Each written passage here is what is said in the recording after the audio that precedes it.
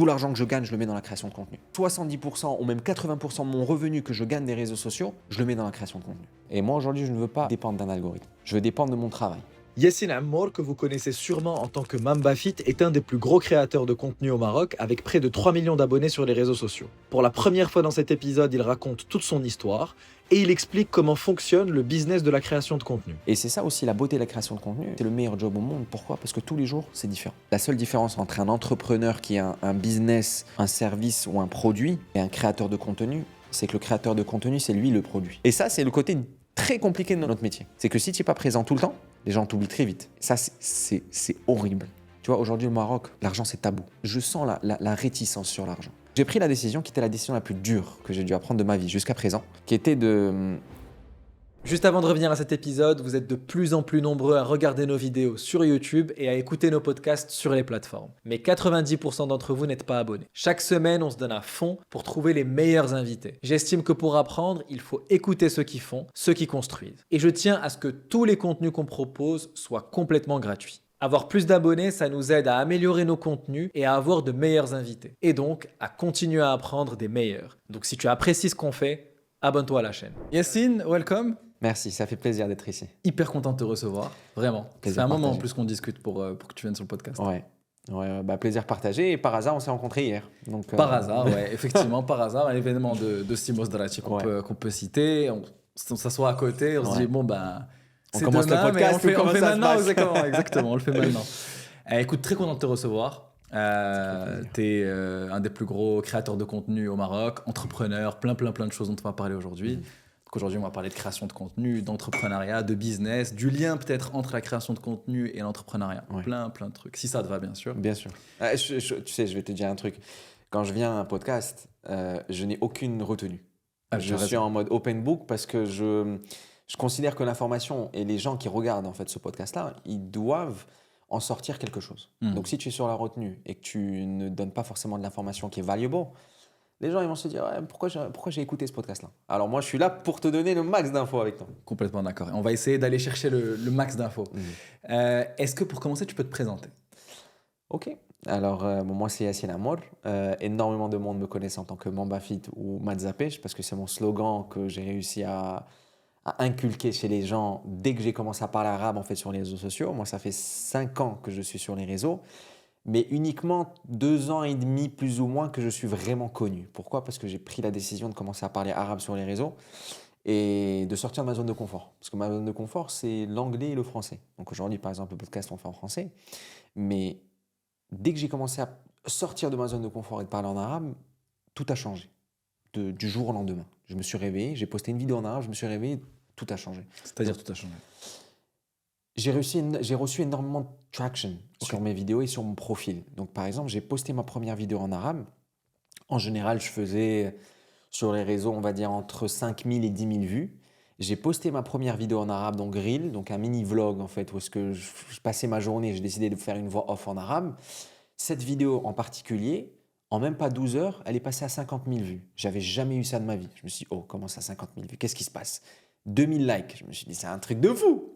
Non, c'est pas possible. Je vais au boulot. Donc, je travaille dans l'immobilier. Ouais. Je vais au boulot. Je me dis, je vais laisser la vidéo. On va voir ce que ça va donner quand je vais revenir. Donc, à 6 heures, j'ouvre mon téléphone. Je vois la vidéo. Je me dis, waouh, putain, elle a plus de 100 000 vues, la vidéo. Ah ouais, enfin, même pas 24 heures. En même pas 24 heures. Et je suis passé de 26 000 followers à 50 000 followers.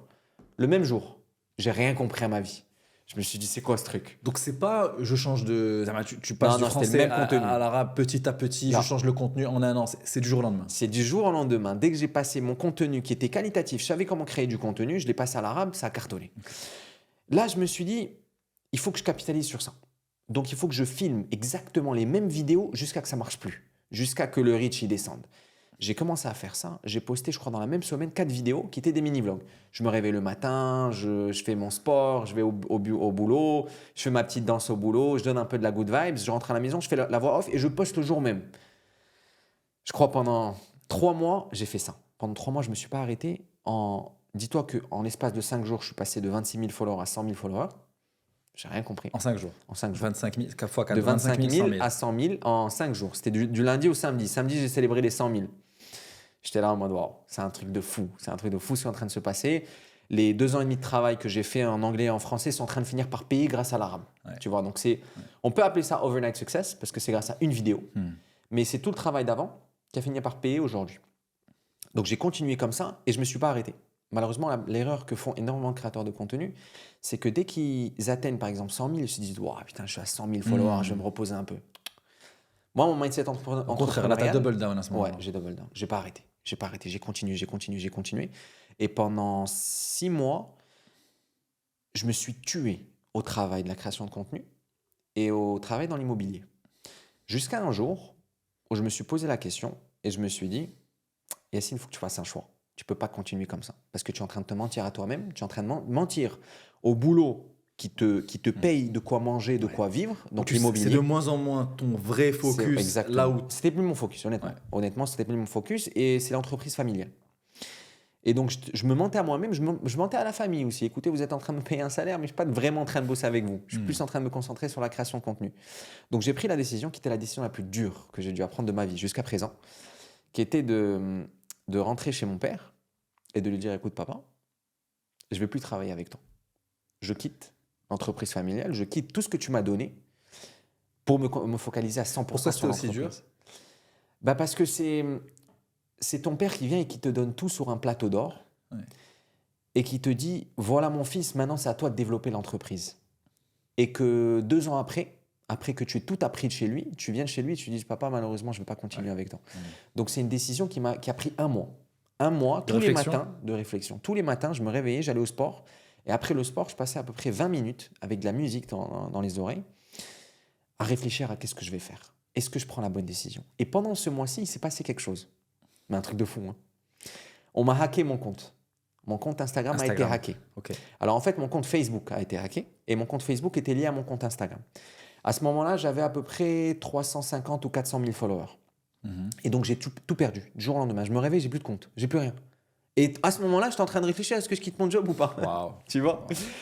Et j'ai passé, je me rappelle, les pires 72 heures de toute ma vie en disant, merde, excuse-moi le terme, ça fait 3 ans que je bosse comme un fou, je suis en train d'essayer de prendre une décision. Est-ce que je continue sur les réseaux sociaux ou pas? Est-ce que je quitte ou pas?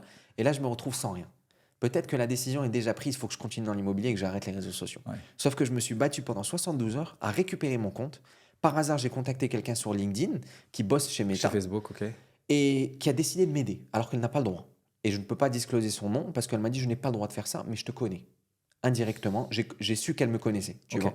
Parce qu'à la fin, quand elle m'a récupéré mon compte, elle m'a dit ma phrase qui m'a zappé. Je lui ai dit, ah, tu me connaissais depuis le départ? Elle m'a dit, oui, sinon je ne t'aurais pas aidé. Sinon, je n'ai pas le droit de t'aider. Énorme. Ce facteur-là était le facteur clé qui m'a fait me dire, Yacine, tu te lances à 100% sur les réseaux sociaux. Pourquoi? Parce que tu as vu ton état émotionnel quand tu as perdu ton compte et ton état quand tu l'as récupéré? Exactement. Tu te dis, c'est ça que je dois faire? Je me suis dit, c'est ça ce que je dois faire. C'est ma mission aujourd'hui de continuer sur les réseaux sociaux. Donc, je suis rentré chez mon père, je lui ai dit, papa, écoute, tu me donnes 1 an. Je veux au moins 1 an de focus à 100% sur les réseaux sociaux. Et c'est 1 an, ça fait 3 ans. Et tu as dit quoi? Parce que ton père, c'est un entrepreneur. Et bon, d'ailleurs, il est passé sur le podcast, avec on a toi, une conversation hyper intéressante. Et j'ai eu beaucoup de retours sur ce podcast. Est-ce que du coup, son côté entrepreneur a fait qu'il a compris que tu voulais écrire ton histoire ou c'était quand même compliqué? Alors, ça lui a pris 2 jours, il m'a dit. Il m'a dit que ça lui a pris 2 jours pour réaliser que c'était la meilleure chose qui pouvait lui arriver à lui dans sa vie, que son fils puisse prendre ses ailes tout seul.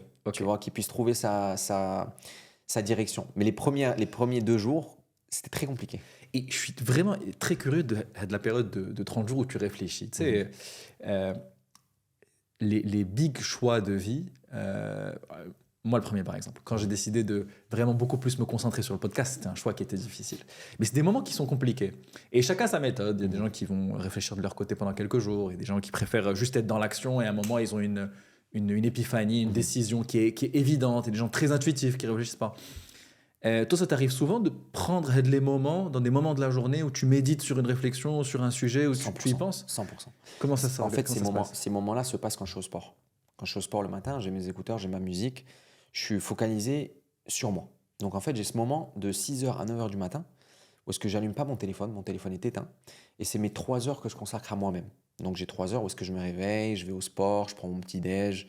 Et je me focalise uniquement sur moi-même. Ça va à 6h tous les matins, sport direct. Ouais, 6h tous les matins, je suis au sport vers 6h30, 7h, je fais mon sport jusqu'à 8h, 8h30. Et je n'allume pas mon téléphone jusqu'à 9h30. Pas le week-end.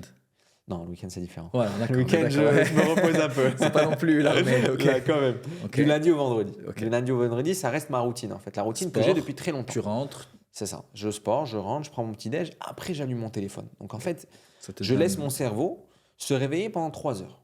Donc, tu as 3 heures pour te réveiller avant de commencer ta vie active. Donc, c'est comme ma vie personnelle où est-ce que je me focalise uniquement sur moi. Parce qu'à partir de 9h, 9h30, tu commences à recevoir des appels, à faire des trucs, des ci, des ça. Donc, ton Moi, j'ai cerveau essayé est de mélangé. ne pas utiliser le téléphone, parce que moi, je ne me réveille pas à 6 heures, je me réveille un peu plus tard. Mais j'essaie de ne pas utiliser le téléphone jusqu'à midi. Et en fait, Ok. au final, tu n'arrives jamais à le faire. C'est Parce très que, compliqué. tu vois, comme je me midi. réveille un peu plus tard, je me suis dit, au moins, je vais avoir 4 heures. Je sais pas, je commence à bosser à 8h30, 9h. Au moins, les 3-4 heures où tu bosses, tu n'as pas de téléphone. Mais en réalité, C'est impossible. tu as toujours soit quelqu'un qui t'appelle, C'est soit tu dis, en fait, il faut quand même que je check si j'ai une réponse sur tel truc. C'est ça. Donc, effectivement, tu es obligé de le faire très tôt ou très tard pour les gens qui aiment bien Exactement. vivre le soir. Exactement. Moi, j'étais à mon téléphone à 21h. Je le rallume Enfin, je l'éteins. Je le mets en mode sommeil à 21h. J'enlève du mode sommeil à 9h30. À 9h30. 9h30, 10h même des fois. D'accord. Ça te laisse te focaliser sur toi-même. Et en fait, c'est ces moments-là qui m'aident à avoir des pensées envers ce que j'ai réellement envie de faire dans la vie. Tu vois, ça m'arrive des fois, des semaines où je suis perdu.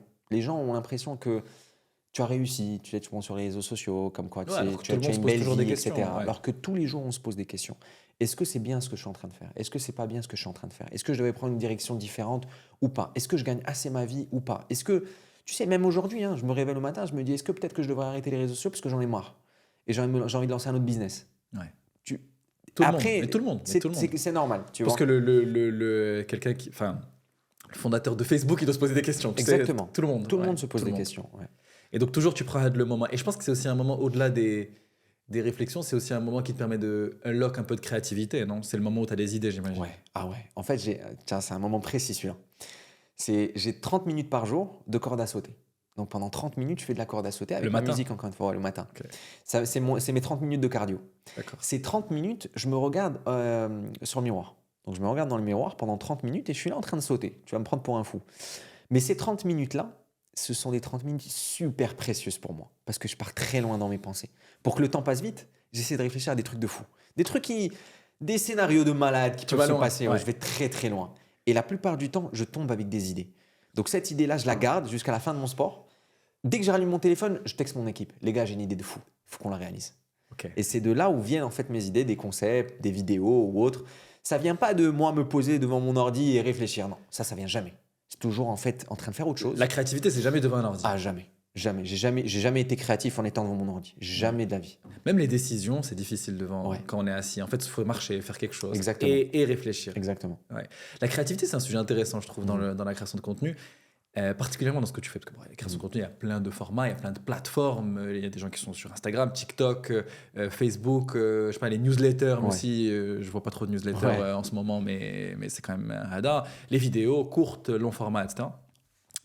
Et dans ce que tu fais, où tu as plein de concepts quand même qui sont différents, avec parfois des séries d'épisodes, ou parfois des nouveaux concepts, c'est hyper important de toujours avoir des idées.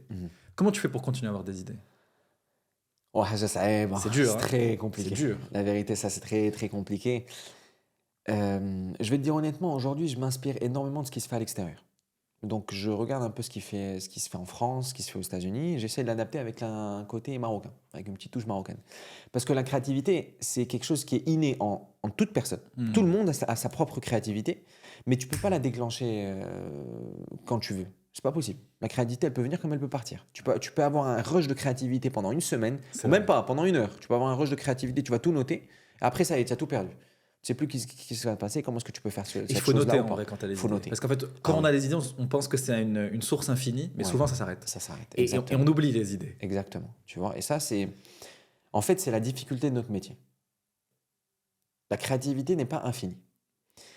Et la difficulté chez nous, c'est que non seulement il faut être créatif, mais comme on est dans une société de super extra consommation et que c'est très difficile de catcher l'attention d'une personne aujourd'hui, tu dois être non seulement créatif, mais tu dois savoir capter l'attention les premières minutes.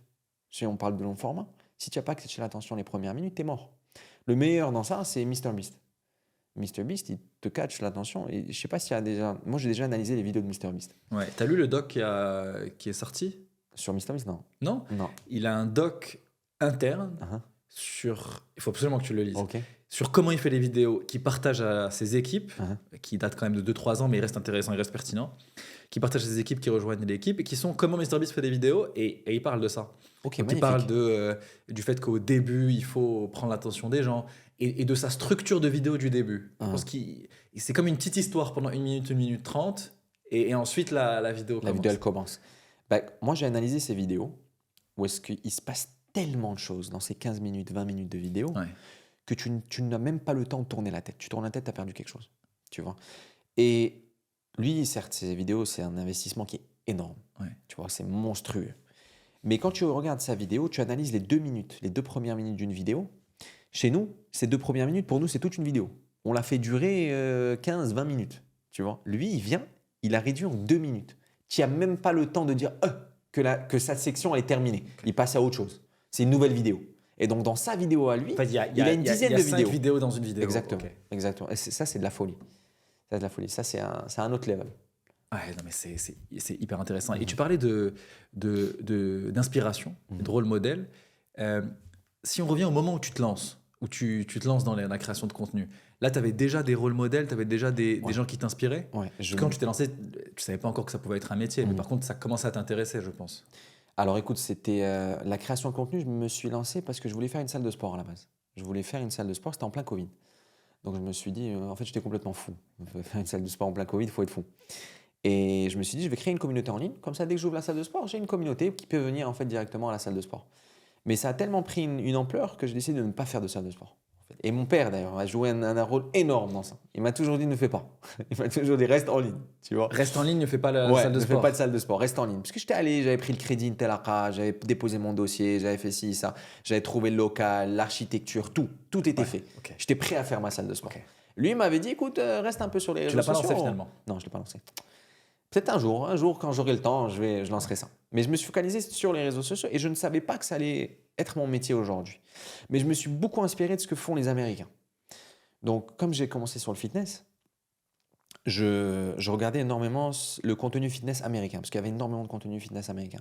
Et je m'en inspirais, C'était qui je par le exemple répliquais. que tu regardais? Alors, j'avais beaucoup Jesse James. En fait, c'est un YouTuber, c'est un énorme YouTuber américain qui a plus de 10 millions de followers, je pense. Ok. Euh, C'est pas lui qui a lancé une boisson Newtonic? Non. Non, je pense pas qu'il a lancé de boisson dans lui. Ok. Ça fait longtemps que j'ai pas regardé son contenu, donc, D'accord. parce que après je me suis retiré du contenu américain et je me suis plus approché du contenu français. Mais au départ, je m'inspirais énormément d'eux et sur le contenu fitness et je faisais exactement la même chose, mais en français. Donc je le faisais en français, j'adaptais les vidéos en français et tout ça. Et d'ailleurs, moi, je suis redescendu dans tes vidéos en Ouais. 2020, du coup, les premières. Ok, 2020, ouais, 2021. 2020, ouais. Et au début, c'était très sport. Ouais, c'était que C'était sport. pur fitness. Pur fitness. C'est-à-dire, on fait des exercices, etc. C'est ça. Au départ, c'était pur fitness, mais après, j'ai décidé de changer histoire de grandir. Tu peux pas grandir si tu restes dans le fitness. C'est pas possible. Le monde du fitness, c'est un très beau monde. C'est très bien. Mais au level où j'ai envie de grandir, où j'ai envie de me retrouver, j'étais obligé de pouvoir ouvrir mes portes à quelque chose d'autre. Donc, j'ai ouvert mes portes au lifestyle, au healthy lifestyle. Donc, je suis resté dans le côté fitness, je montrais comment aller au sport, qu'est-ce qu'il faut manger, Donc, les lifestyle, ça veut dire recettes. quoi? Ça veut dire que c'est tout ce qui est autour de ta vie, de comment tu organises ta Exactement. vie, de comment. Voilà. En l'occurrence, tu as une vie saine, donc healthy. Exactement. Dans la vie saine. Tu vois, je vais pas montrer forcément un lifestyle normal, je vais montrer un lifestyle quand tu voyages, comment rester sain. Tu vois, faire ton sport le matin, quoi manger, quoi faire, etc. Mais ça reste quand même dans le lifestyle. Je suis arrivé à un cap. J'ai atteint le cap, j'ai dû changer. Je suis allé plus dans le entertainment. Donc dans les concepts, dans les jeux, se réunir avec d'autres créateurs de contenu, histoire d'agrandir en fait mon audience. Donc, tout début, sport, fitness. Ensuite, lifestyle, ça veut dire qu'en termes de contenu, c'est des vlogs. Ouais, c'était des Souvent, vlogs. C'est soit des formats courts sur ta journée, soit C'est des ça. vlogs un peu plus longs sur toi, Exactement. ta vie, voyage, etc. Exactement. Parce que j'ai vu qu'à un moment, tu faisais aussi beaucoup voyage. Ouais, je faisais des vlogs voyage aussi. Je faisais des vlogs voyage aussi. Alors c'est marrant parce que les vlogs voyage, j'adore ça. Ça, c'est un peu le meilleur job du monde. Ah, c'est non. Tu crées du je suis contenu et tu désolé. voyages. Non.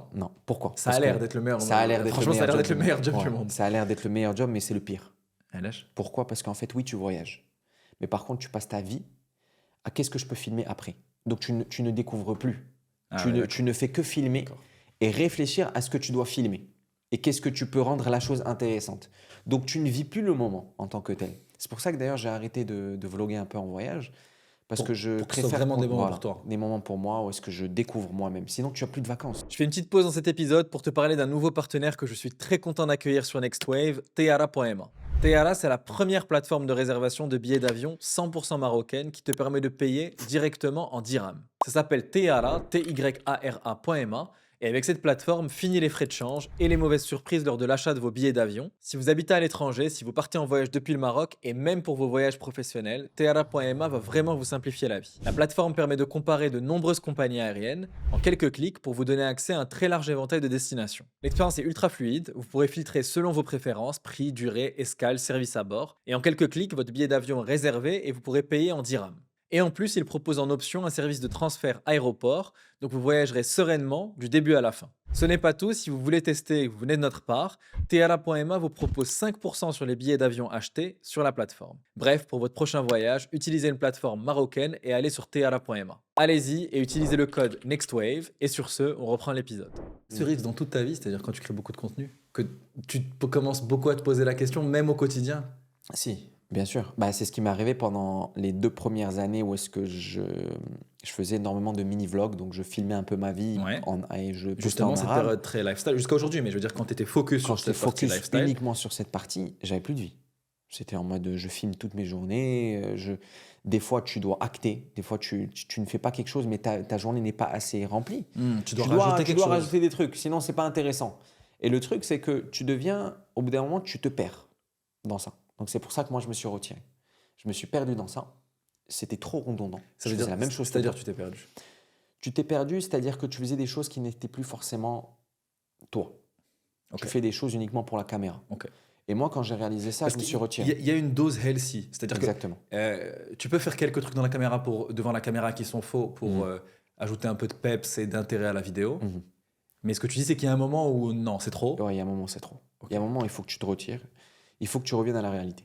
Parce qu'au bout d'un moment, c'est plus la réalité. Certes, tu donnes du contenu motivant aux gens. Donc, les gens qui scrollent, ils apprécient le contenu, mais toi, tu t'es perdu. D'accord. Donc, au moment où toi, tu t'es perdu, ça ne sert plus à rien. Il faut que tu prennes un step back et que tu réfléchisses, OK, maintenant, qu'est-ce que je peux faire? Et c'est ça aussi la beauté de la création de contenu, c'est que ça peut marcher au bout d'un moment. Au bout d'un moment, ça peut marcher, il faut que tu te réinventes. Et le fait de se réinventer, c'est tout le temps différent. Je dis, à chaque fois que je rencontre quelqu'un qui me demande qu'est-ce que je fais dans la vie, je lui dis la création de contenu. Je lui dis c'est le meilleur job au monde. Pourquoi? Parce que tous les jours, c'est différent. Tu n'as jamais une même journée. Tu as toujours quelque chose de Pour différent. le coup, là, et moi, c'est c'est vrai. ça que j'adore. Pour le coup, c'est vrai. Mm.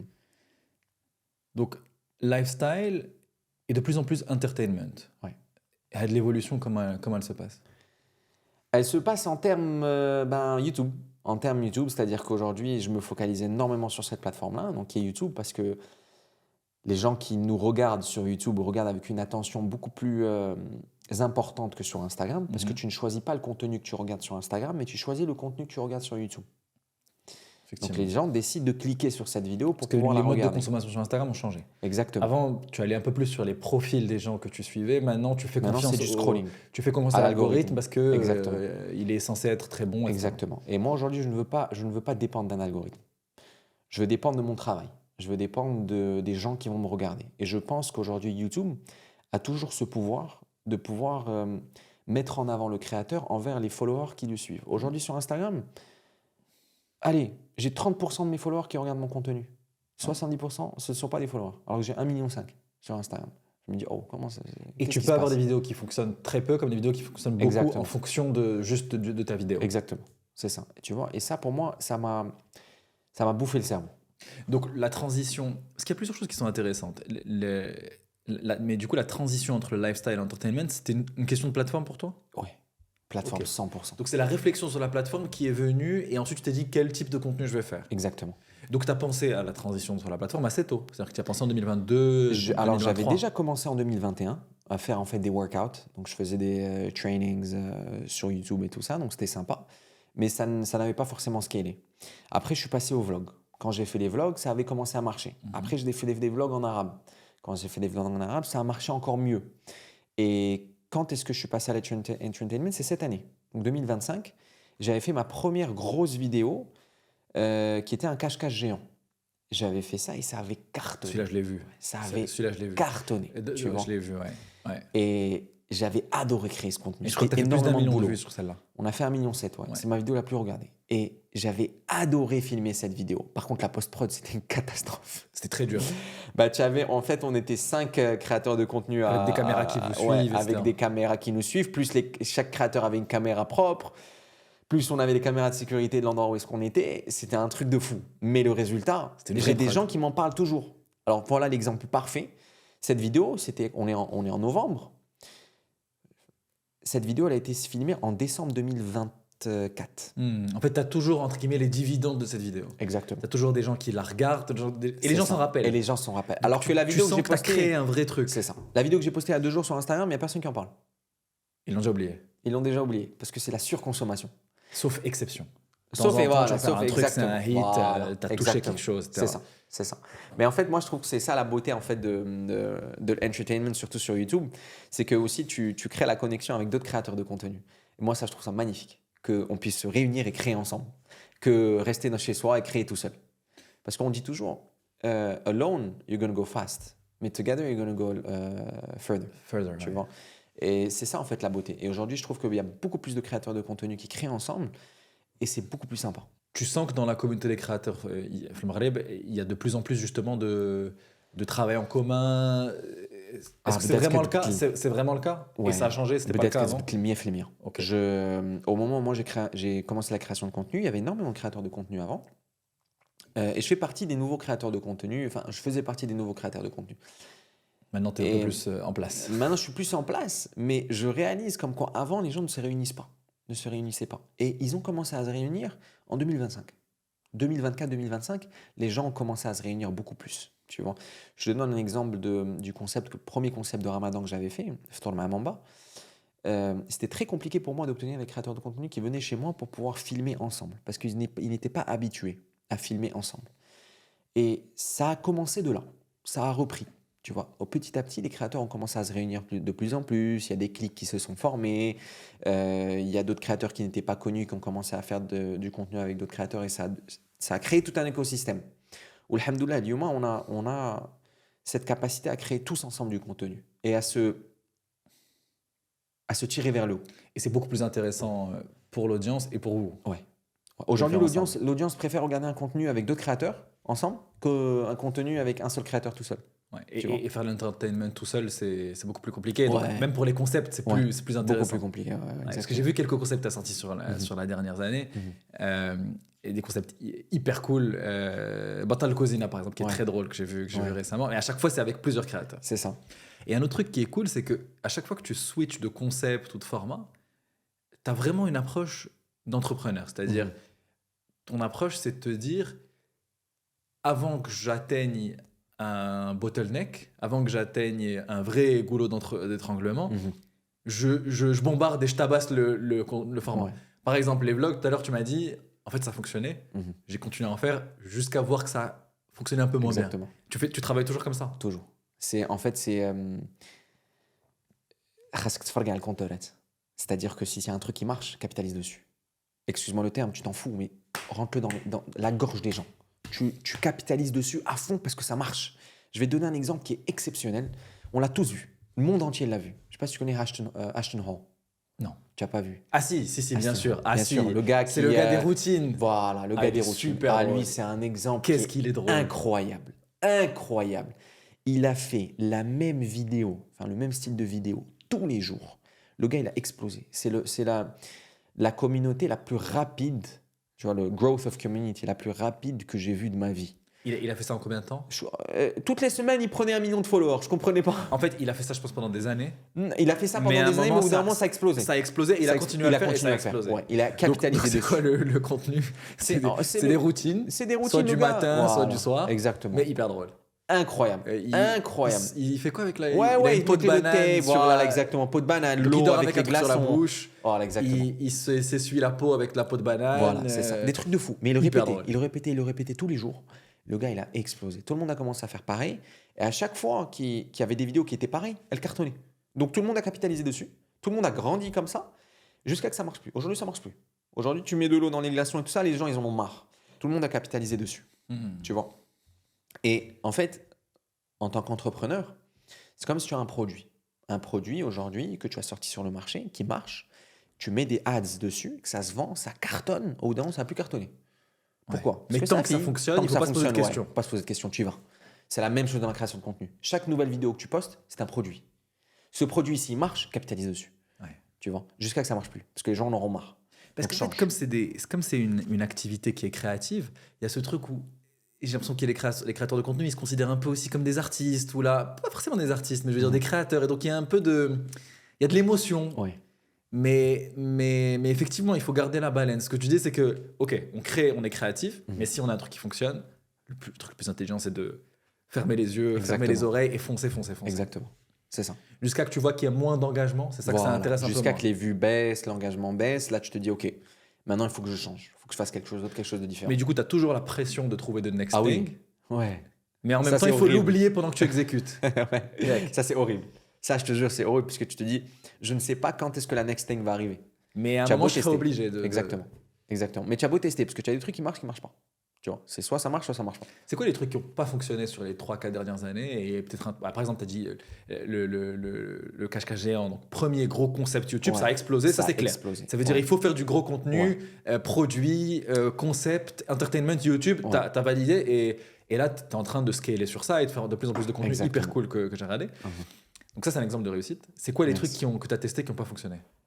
Alors il y a un des trucs que j'ai testé que moi j'ai adoré faire, qui était en fait de raconter une histoire de quelqu'un qui n'est pas forcément connu et de faire un style de podcast, mais un podcast qui est interactif. Donc un podcast où est-ce qu'on va poser des questions, on va connaître la vraie histoire de la personne et en même temps, on va faire son activité, soi-disant. J'ai fait un seul épisode, malheureusement, qui n'a pas forcément marché. Ma déduction, c'est que comme la personne n'était pas connue, les gens n'étaient pas forcément intéressés. Parce que l'épisode en soi, la production de cet épisode-là était exceptionnelle. J'ai adoré.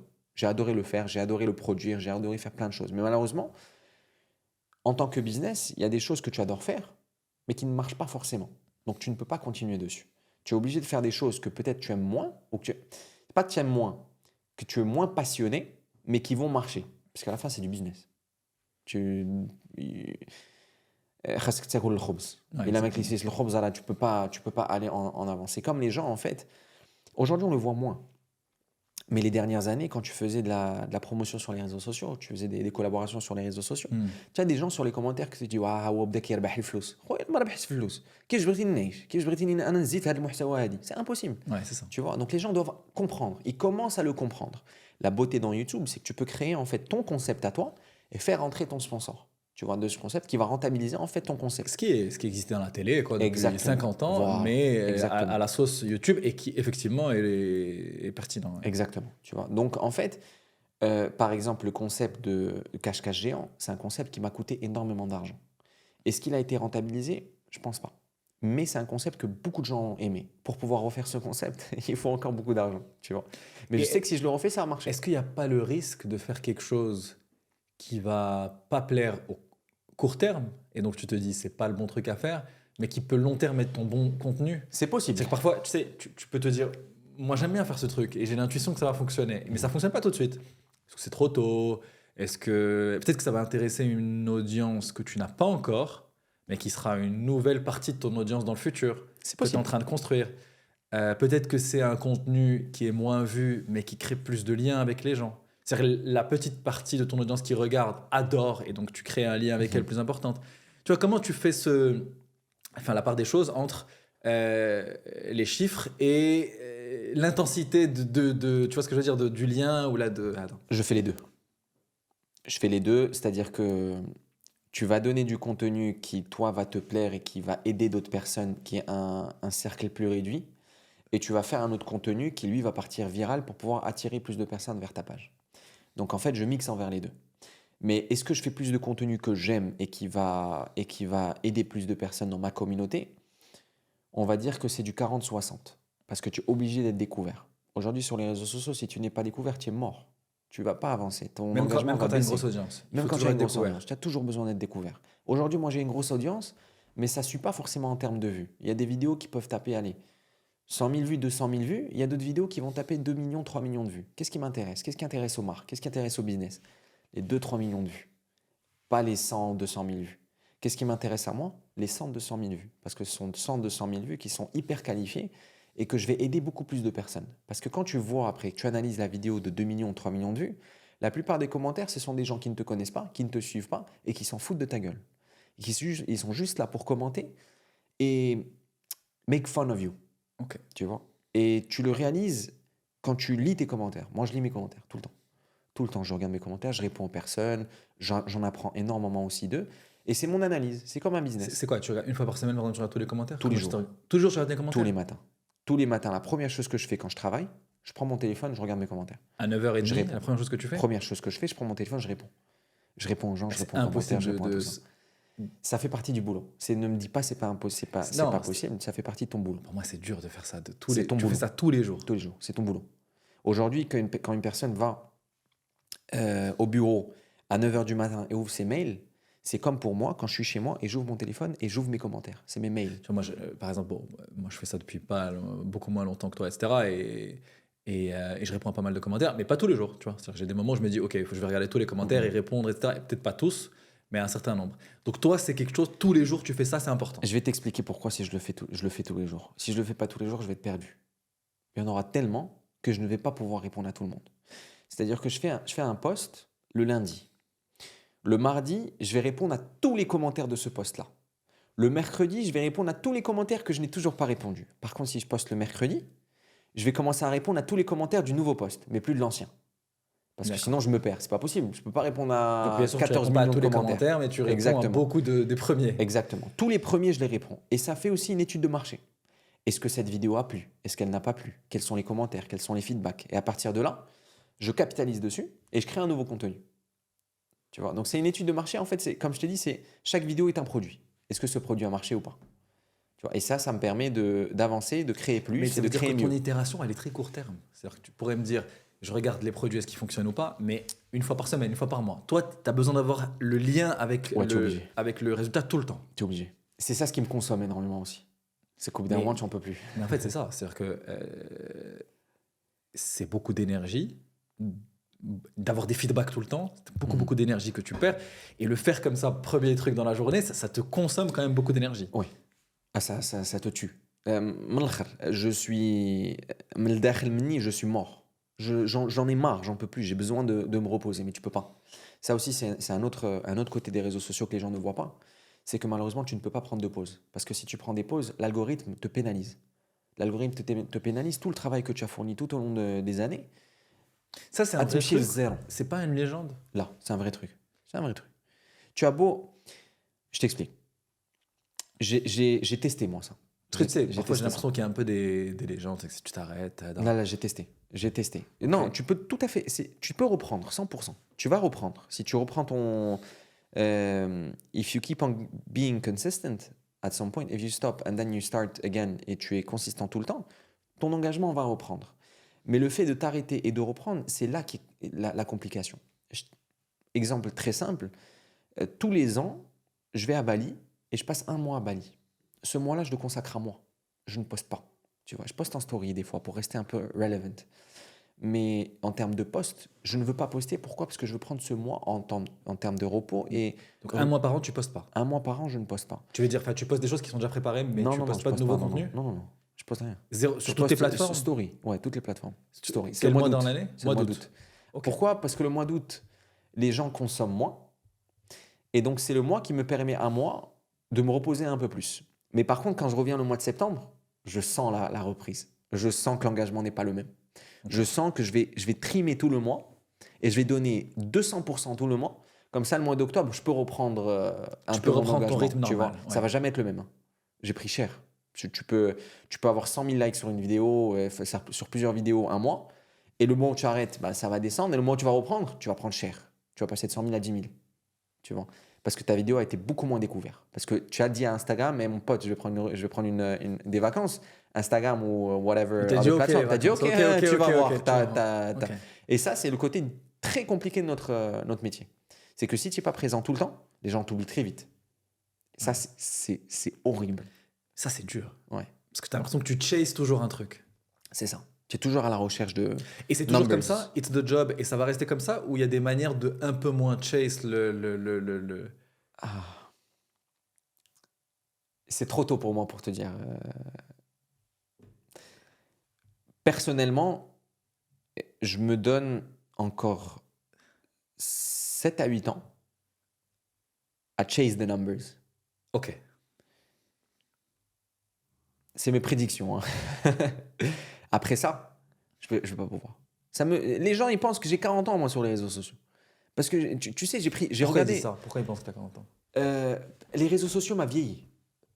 Parce que j'ai beaucoup donné. Ça t'a fatigué. Ça m'a hyper fatigué. Et tout le monde le sait, quand tu travailles beaucoup ou autre, Ouais, bien sûr. tu prends Le prends stress, cher, le tu vois, travail, stress c'est et tout ça, ce qui te. c'est C'est ce qui te prend cher. Moi, j'ai des cheveux blancs. J'ai ton âge, j'ai des cheveux blancs. C'est horrible, Ouais. tu vois.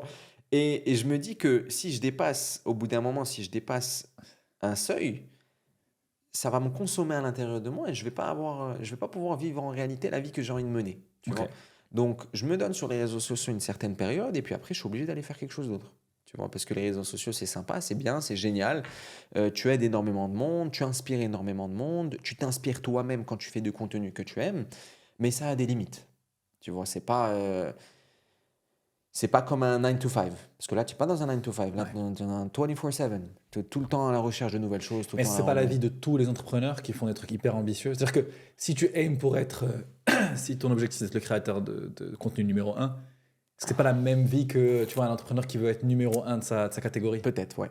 Peut-être. Mais le seul problème la seule différence entre un entrepreneur qui a un business, un service ou un produit et un créateur de contenu, c'est que le créateur de contenu, c'est lui le produit. Ouais. Donc s'il n'est pas là, ça tourne pas. S'il n'est pas là, il fait pas rentrer d'argent. Alors que le businessman, lui, s'il n'est pas là, il fait quand même rentrer de l'argent. Hmm. Tu vois. Et c'est ça la différence. Maintenant, le businessman a beaucoup plus de coûts qu'un créateur de contenu. Oui et non, parce que tu vois, ça c'est un peu un mythe de. Il peut ne pas être là et faire de l'argent, mais dans la réalité, quand tu vois le quotidien de tous les entrepreneurs, ils sont tout le temps là et Bien tous les jours sûr. il y a des problèmes où c'est que eux qui peuvent les résoudre. Mais tu vois. regarde, moi je te donne un exemple. Un entrepreneur, un businessman, parce que même un créateur de contenu, c'est un entrepreneur. Ouais. Mais un créateur de contenu n'est pas forcément businessman. Ah ouais, distinction intéressante. Ok. Un businessman a un business. Un businessman, il fait ses ads sur les réseaux sociaux. Donc il a Facebook et Meta, etc., qui bossent pour lui. D'accord, qui bossent pour que son produit soit vu et vendu. Ouais. Un businessman, quand il dort et il se réveille, il a peut-être fait des ventes. Donc il a peut-être fait rentrer de l'argent. Par contre, un créateur de contenu, s'il n'a pas fait sa vidéo, il l'a posté avec une collaboration, il n'a pas fait rentrer d'argent. Ouais, c'est Donc vrai, en fait, c'est vrai. ça la distinction. C'est vrai, mais Ma- s'il n'a pas créé le produit, il ne va pas gagner d'argent. c'est ça. Et toi, tu as un leverage tel que la nuit, il y a des gens qui regardent tes vidéos continuent à être vues, etc. Mais c'est pas le Donc même tu as une montant. autre forme de leverage. Mais c'est pas Tu as tout à fait raison. qu'ils n'ont pas. Mais ça c'est dans les plateformes monétisées. Sur YouTube, par exemple, qui est monétisé, tu vas faire rentrer. Mais tu vas faire rentrer combien? C'est tout petit, on est d'accord. C'est minime. Moi, C'est même pas tu vas vendre un parfum, c'est même pas le prix d'un parfum. de vues que toi. Tu peux pas y mais c'est vivre. tout petit, donc j'imagine que même pour toi c'est tout petit parce que toi tu as plus de frais de production, etc. Et donc Exactement. ça reste négligeable par rapport à tes Exactement. coûts. C'est-à-dire, je te donne un exemple simple. Basique, je fais rentrer 20 000 dirhams de mes AdSense de YouTube. Par mois. D'accord, par Pour mois. combien de vues? Pour, on va dire 300 000 vues sur 2 vidéos, donc 600 000 vues plus ou moins. Ok. D'accord. Ok. Je fais rentrer peut-être 20 000 dirhams par mois. Ces 20 000 dirhams, moi, j'ai dépensé 40 000 dirhams. Donc, j'ai perdu 20 000 dirhams. Où est-ce qu'il est le gars là-dedans s'il n'y a pas de sponsor dans la vidéo, tu vois? Mais c'est en train de changer. C'est en train de changer énormément. Qu'est-ce qui change? Quand j'ai commencé YouTube, Le AdSense, le AdSense, ouais. l'argent de YouTube, l'argent du YouTube est en augmente. train de changer. Ouais, à 100%. C'est-à-dire que moi, quand j'ai commencé YouTube, je crois que 1000 vues étaient payées à 0,01 ou 0,1, je ne me rappelle pas. Ok. Je crois que c'était 0,1 dollars les 1000 vues. Donc c'était $1000 le million? Là. Si. Ouais, 1000 dollars les millions. Ok. D'accord. Pour atteindre 1 million de vues, tu dois Faut se charbonner, lever, tu vois. on va dépenser plus que 1000 dollars pour les faire. Ouais. Exactement. Et là, aujourd'hui, c'est passé entre 1 et 2 dollars les 1000 vues, jusqu'à 4 dollars les 1000 vues au Maroc. Donc, ça a fait x10, x20, x30 même, en moyenne. Et tu vois qu'en fait, c'est en train d'augmenter petit à petit. Aux États-Unis, n'en parlons pas. C'est 40 dollars les 1000 vues, ou je ne sais même pas combien. Tu vois, Ah ouais, c'est c'est énorme. énorme. Donc C'est là-bas, énorme. tu peux bien y vivre. Ici, tu peux faire des vidéos avec zéro investissement. Tu prends ton téléphone, tu filmes, tu vas poster. Tu vois, c'est très bien. Tu peux faire ça. Et tu peux bien gagner ta vie. Il y a des gens, 20 000 dirhams, là, c'est pas négligeable. 20 000 dirhams, là, c'est un très bon salaire Si au tu as des Maroc. coûts de production vois. qui sont faibles, Si c'est que tu as- ton téléphone, exactement. etc. Et tu te payes que toi, oui. Exactement. Mais quand tu veux scaler ton business et que tu prends ça au sérieux, que tu veux faire des concepts, tu as des studios, tu as des caméras, des ci et des ça, tu peux pas. C'est Ok. impossible. Moi, je dépense pas plus de 40 000 dirhams moins de 40 000 dirhams par mois dans ma production de mes vidéos. Mais ça me les rapporte pas. Donc, c'est de l'investissement, l'investissement, l'investissement. Au bout d'un moment, je sais que ça va être profitable. Tu vois, parce que je sais qu'aujourd'hui, le monde de la télé est mort et qu'énormément de monde se mettent sur les réseaux sociaux. On en pour pouvoir parlait ça au regarder du début, contenu. avant Exactement. de commencer le podcast. Donc nous, on a 30%, un peu plus de 30% des gens qui regardent sur la télé. Mhm. Toi, tu me disais c'est 50 maintenant. Aujourd'hui, 50% des gens qui te regardent sur YouTube te regardent à la télé. Exactement. C'est entre Donc, ça te- 40 et 50. Ça te montre le shift Ouais. vers YouTube quand même. Mhm. À 100%. Donc, ok, donc l'argent de YouTube, c'est pas vraiment, on va dire,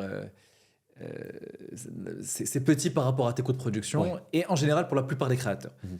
Sauf si tu fais beaucoup de vues avec peu de coûts de production et c'est assez rare. Exactement. Donc, ok, c'est un peu petit, mais de plus en plus intéressant. Instagram, TikTok, etc. Ça, c'est Ça encore paye pas. moins. On n'en parle même pas, on est Mhm. d'accord. Ok. C'est pour ça, tu peux pas faire de l'argent si tu fais pas ta vidéo en collaboration. Donc, le business model, c'est des collaborations sur les vidéos. Exactement. C'est différent sur Instagram et sur YouTube. C'est des formats qui sont différents de Ouais, c'est des collaboration. formats différents. Ouais. C'est Ok. des formats complètement différents parce que sur YouTube, tu dois faire une coupure commerciale. D'accord. En fait, sur YouTube, la beauté de YouTube, c'est que tu peux faire plusieurs formats. Une vidéo dédiée à la marque, donc une vidéo qui va être autour de la marque, ça marche pas forcément parce que les gens regardent sur YouTube pour regarder un contenu qu'ils aiment regarder. Ouais, il faut le faire intelligemment. Ça, Voilà, il faut quand le faire même, intelligemment. ouais. Tu vois, par exemple, je te donne l'exemple de Cache-Cache Géant. Cache-Cache Géant, je suis allé, j'ai monté tout un projet, toute une présentation, toute une idée. L'idée, je suis allé la vendre à une marque. L'idée en tant que telle se passe chez la marque. Donc toute la vidéo se passe chez la marque en tant que telle. Pour moi, j'ai mon concept qui est Cache-Cache Géant. Pour eux, on voit tout l'environnement. Donc ils sont gagnants à 100% parce que tout se passe chez eux. Tu vois. Mais ça, c'est vendu à un prix. Si je suis allé faire Cache-Cache Géant dans une villa géante et que je place au bout de 5 minutes ou 10 minutes le sponsor de la vidéo, ça a un autre prix. Alors que sur Instagram, c'est différent. Sur Instagram, on t'appelle, on te dit écoute, on veut une collaboration. Il faut que tu mettes en avant notre produit sur une de tes vidéos. Avec grand plaisir. Je vais faire ça. Et ils vont vouloir cross-poster avec toi. Donc la vidéo va être entièrement vers eux, entièrement Donc, dirigée Instagram, vers eux. comme c'est un format court, toute la vidéo, elle est autour de la collaboration, forcément. Pas forcément, non. Ok, tu peux intégrer. Tu peux intégrer. Tu peux D'accord. intégrer, mais tu es dans le même pricing. Ok. Tu vois. Alors que sur YouTube, tu peux faire quelconque Mais concept. comment tu vas intégrer? Tu vas avoir un vlog, intégrer un produit? C'est ça. Par exemple, tu vas être dans le euh, cadre de ta routine, par exemple. Voilà, exactement. Tu Ok. vois, je me suis réveillé le matin, je suis allé au sport et là, par exemple, j'ai une barre protéinée. Je suis allé au sport, je suis rentré à la maison, j'ai tapé ma barre protéinée, je vais mettre le focus sur la barre protéinée et tout ça, qui est le sponsor en fait de la vidéo en tant que tel. Je vais pas forcément l'annoncer, mais je vais dire écoutez, j'ai pris cette barre protéinée, j'ai mangé ma barre protéinée, j'ai continué dans ma journée. Bon, c'est fini. Ok, ça c'est un petit format qui est intégré. Exactement. Ok, tu vois. cool, cool. Et la différence avec YouTube, c'est que tu peux filmer 40 vidéos et proposer à différents sponsors écoutez, j'ai filmé ça, je peux vous intégrer une petite minute en mode sponsor de la vidéo. Le sponsor de la vidéo. Et en fait, le sponsor de la vidéo a aidé le créateur à créer sa vidéo, à rentabiliser sa vidéo et à faire un peu d'argent aussi sur sa vidéo. Et n'a pas forcément dérangé le viewer en tant que tel parce qu'il a compris comme quoi cette vidéo coûte de l'argent et qu'il doit placer un sponsor. Ok. Et que le sponsor a été placé intelligemment. Ok, sur YouTube, Tu vois. nous, c'est exactement ce qu'on fait. C'est-à-dire qu'on a des coupures commerciales qui C'est passent et qui sont, on se met d'accord sur un nombre d'épisodes C'est avec ça. un partenaire et c'est 1 minute 30 sur la vidéo. Et donc, ça ne dérange pas le podcast parce que ça n'a rien à voir avec le podcast. Exactement. Et en même temps, c'est intéressant. Ok, ok. Donc, différent en fonction de ça. Donc, ça, c'est tout ce qui est, on appelle ça, je pense, brand deals ou Mhm. sponsorships. Ok. Tu me disais que aujourd'hui sur YouTube, c'est un peu moins développé que sur Instagram au Maroc. Ouais, beaucoup moins.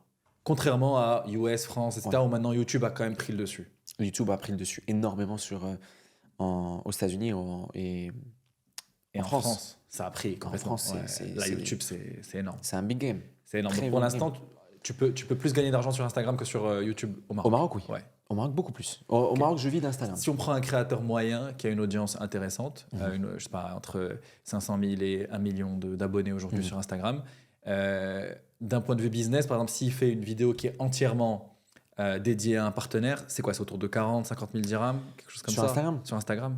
Écoute, tout va dépendre de chacun et son pricing. Mais De en la qualité de général, son audience? ouais, et de la qualité de son audience en même temps. Ok. Et sa capacité à négocier aussi. Ouais. Tu vois, tu as des capacités de négociation et de vendre en fait ton image.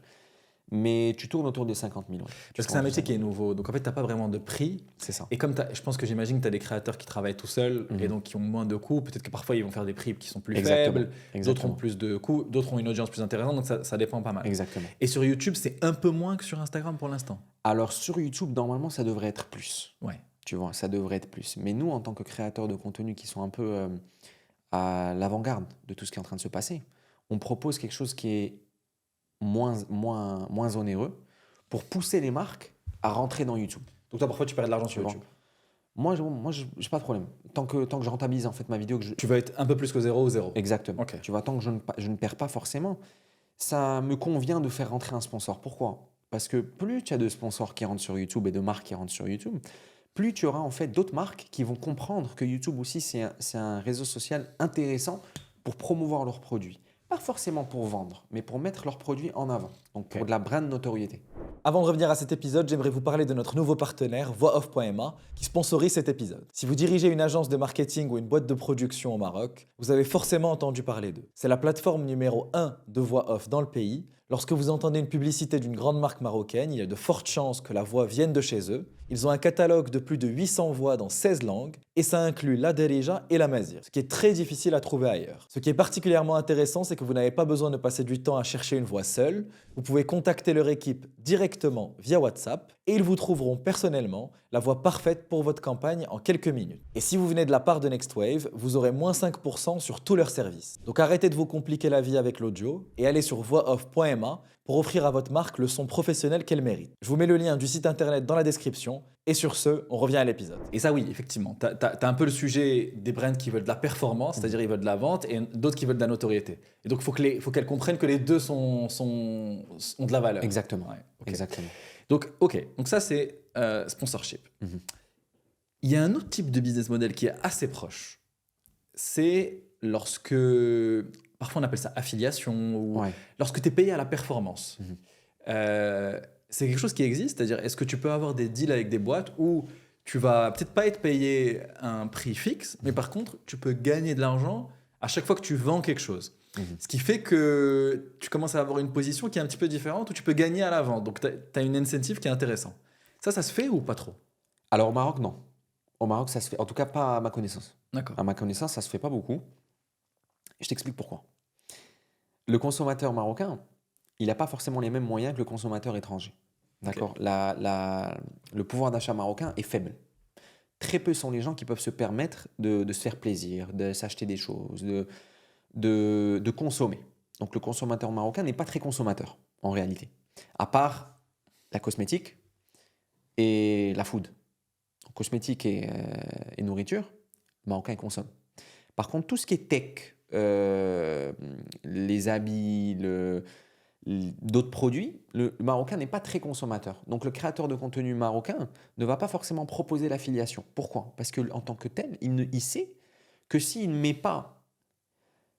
montre pas le produit une dizaine, quinzaine, vingtaine de fois, le consommateur marocain ne va pas consommer.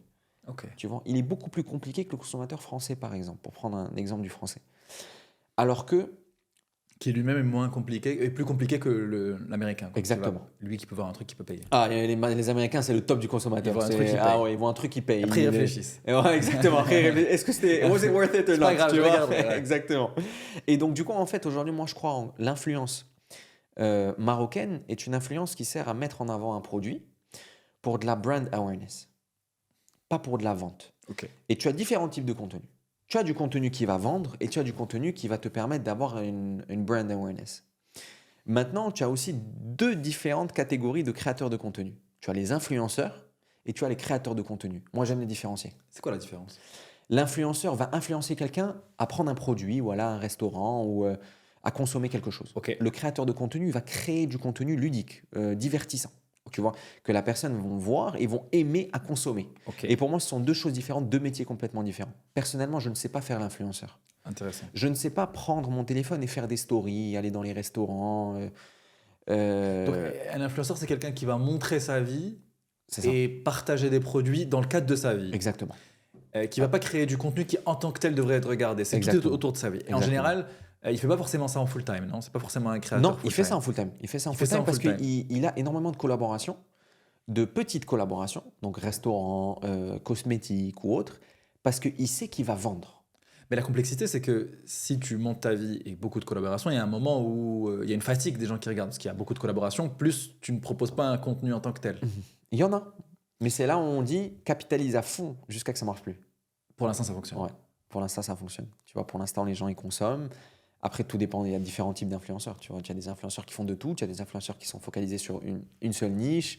Tu as un peu de tout. Mais il faut catégoriser, il faut différencier Ok. l'influenceur et le créateur Ok, de contenu. ok, Tu vois, moi, aujourd'hui, je me considère comme créateur de contenu. Je ne sais pas faire l'influenceur. Pour moi, l'influenceur, c'est très compliqué comme métier aussi. De toujours être là avec son téléphone, de filmer son quotidien, de poster des stories, parler sur les stories. Moi, j'arrive pas. J'ai essayé, j'arrive pas. Tu vois, moi, je préfère créer du contenu, créer des vidéos, quelque chose de divertissant qui va me prendre du temps à éditer, à poster et que les gens vont apprécier à regarder et qui vont attendre. L'influenceur, c'est quelqu'un qui est avec toi dans le quotidien. Tu ouvres ses stories, tu aimes regarder ses stories tout le Ouais. temps. Tu vois. Et en fait, c'est ça leur force, c'est qu'à un moment, ils rentrent dans le quotidien d'une C'est catégorie de personnes qui Exactement. les suivent, et les personnes les suivent beaucoup, et peut-être Et- qu'elles vont acheter les produits qu'ils montrent. Exactement. Ok. C'est ça.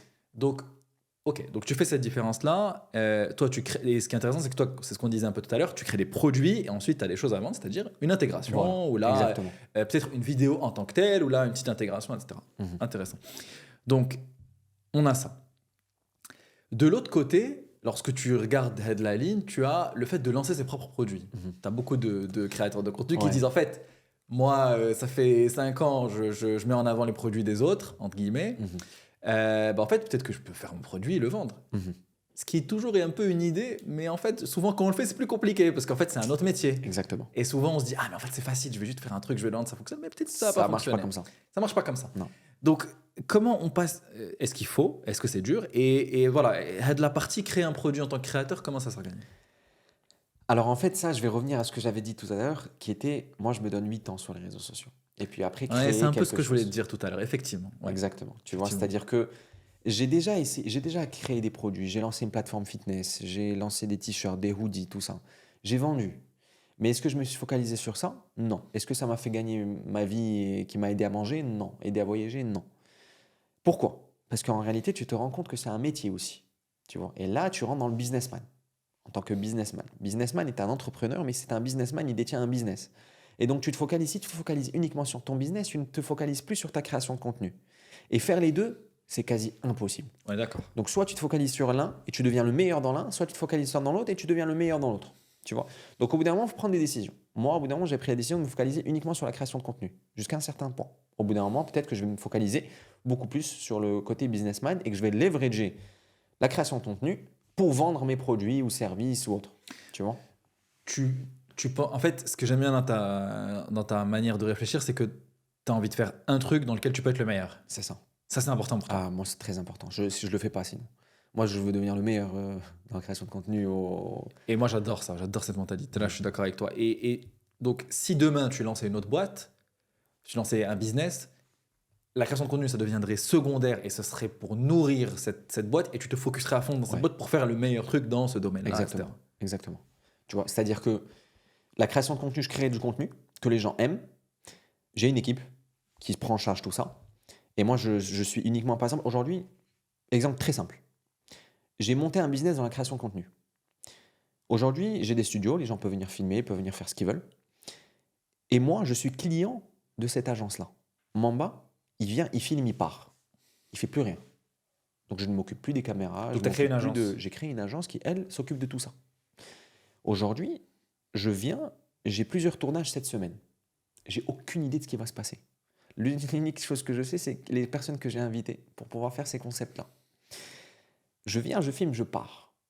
Toute la post-production, les commentaires des vidéos et tout ça, se fait par mon équipe.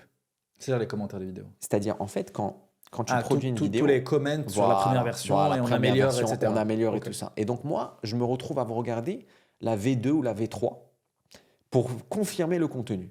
Et il y a toujours des choses à modifier, encore une fois. Tu vois. Mais je me retire de toute la partie post-production et pré-production aussi. Je m'occupe uniquement de la production.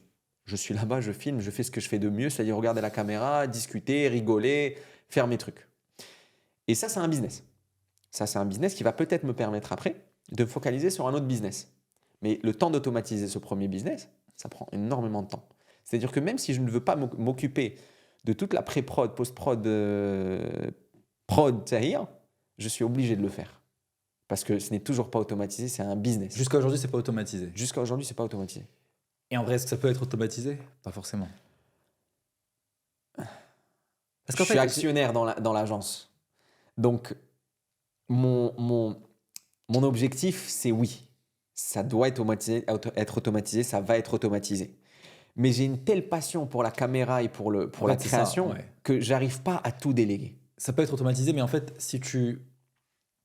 Parce que je pense qu'il y a toujours une flamme, tu vois, dans un business qui est détenue par quelqu'un. Et d'ailleurs, même quand il y a une équipe de cofondateurs, il y a souvent une personne qui porte la flamme du projet. Et si tu mets ta flamme dans quelque chose d'autre, ça peut continuer, ça peut être automatisé, mais la flamme est perdue. C'est plus la même chose. Exactement. Donc oui, bien sûr, ça peut continuer, mais plus de la même manière. Exactement. Donc, ok. Donc ça, c'est déjà un business qui a été créé. Et donc ça, c'est Mavericks Media Agency. Alors Mavericks Media, c'est une agence que j'avais créée, effectivement. C'était une agence de communication. Ça, en soi, c'est un premier business que tu as lancé. C'est un des premiers business que j'avais lancé, exactement, Ok. en 2023, qui malheureusement n'a pas forcément... C'est pas qui... It's not a failure, mais c'est moi qui ai abandonné. J'ai abandonné, pourquoi?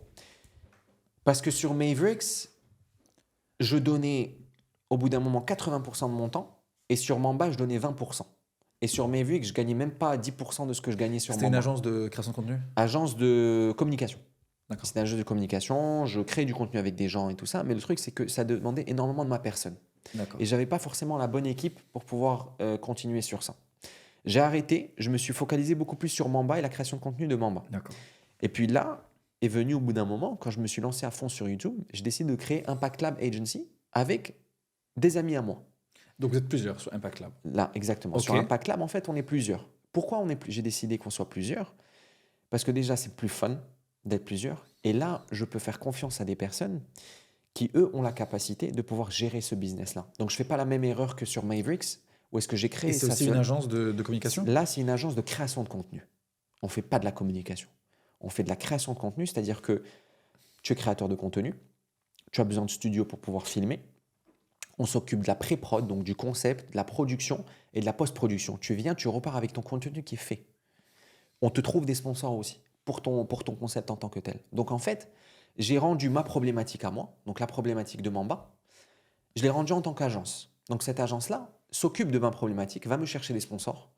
C'est moi qui vais aller chercher des sponsors, parce que j'ai toujours pas quelqu'un qui va aller me chercher des sponsors.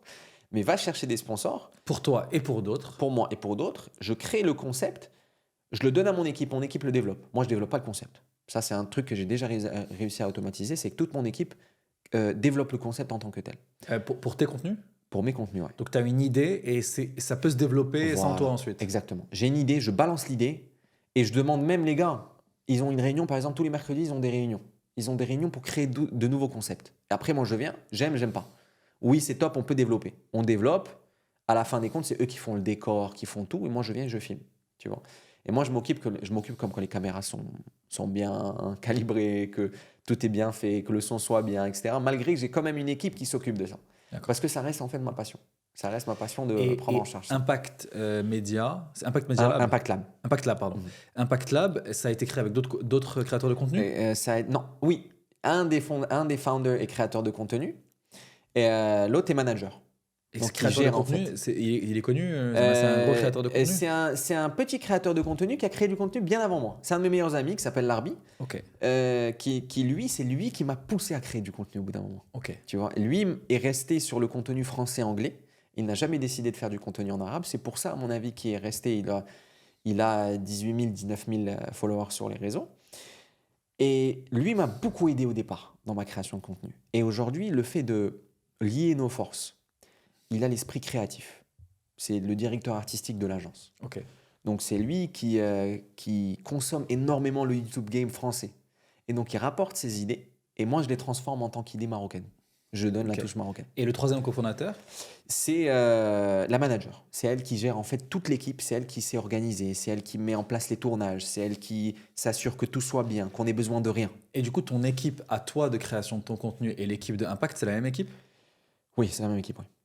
Moi, je suis client de l'agence. 20% de mon revenu. C'est super intéressant ça. 20% de mon revenu va à l'agence.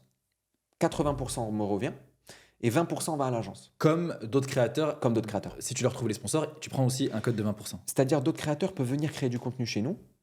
Il va payer un mini-fee, un Pour la- base fee pour la création Pour de la contenu. partie création de Tu contenu. vois, s'il n'y a pas de sponsor. S'il y a des sponsors, on prend 20%, mais on ne s'occupe pas de la post-prod. Si on s'occupe de la post-prod, on prend 30%. Quel que soit le cachet. Mais tu viens, tu t'occupes de rien, tu as tout. Tu viens, tu filmes, tu pars.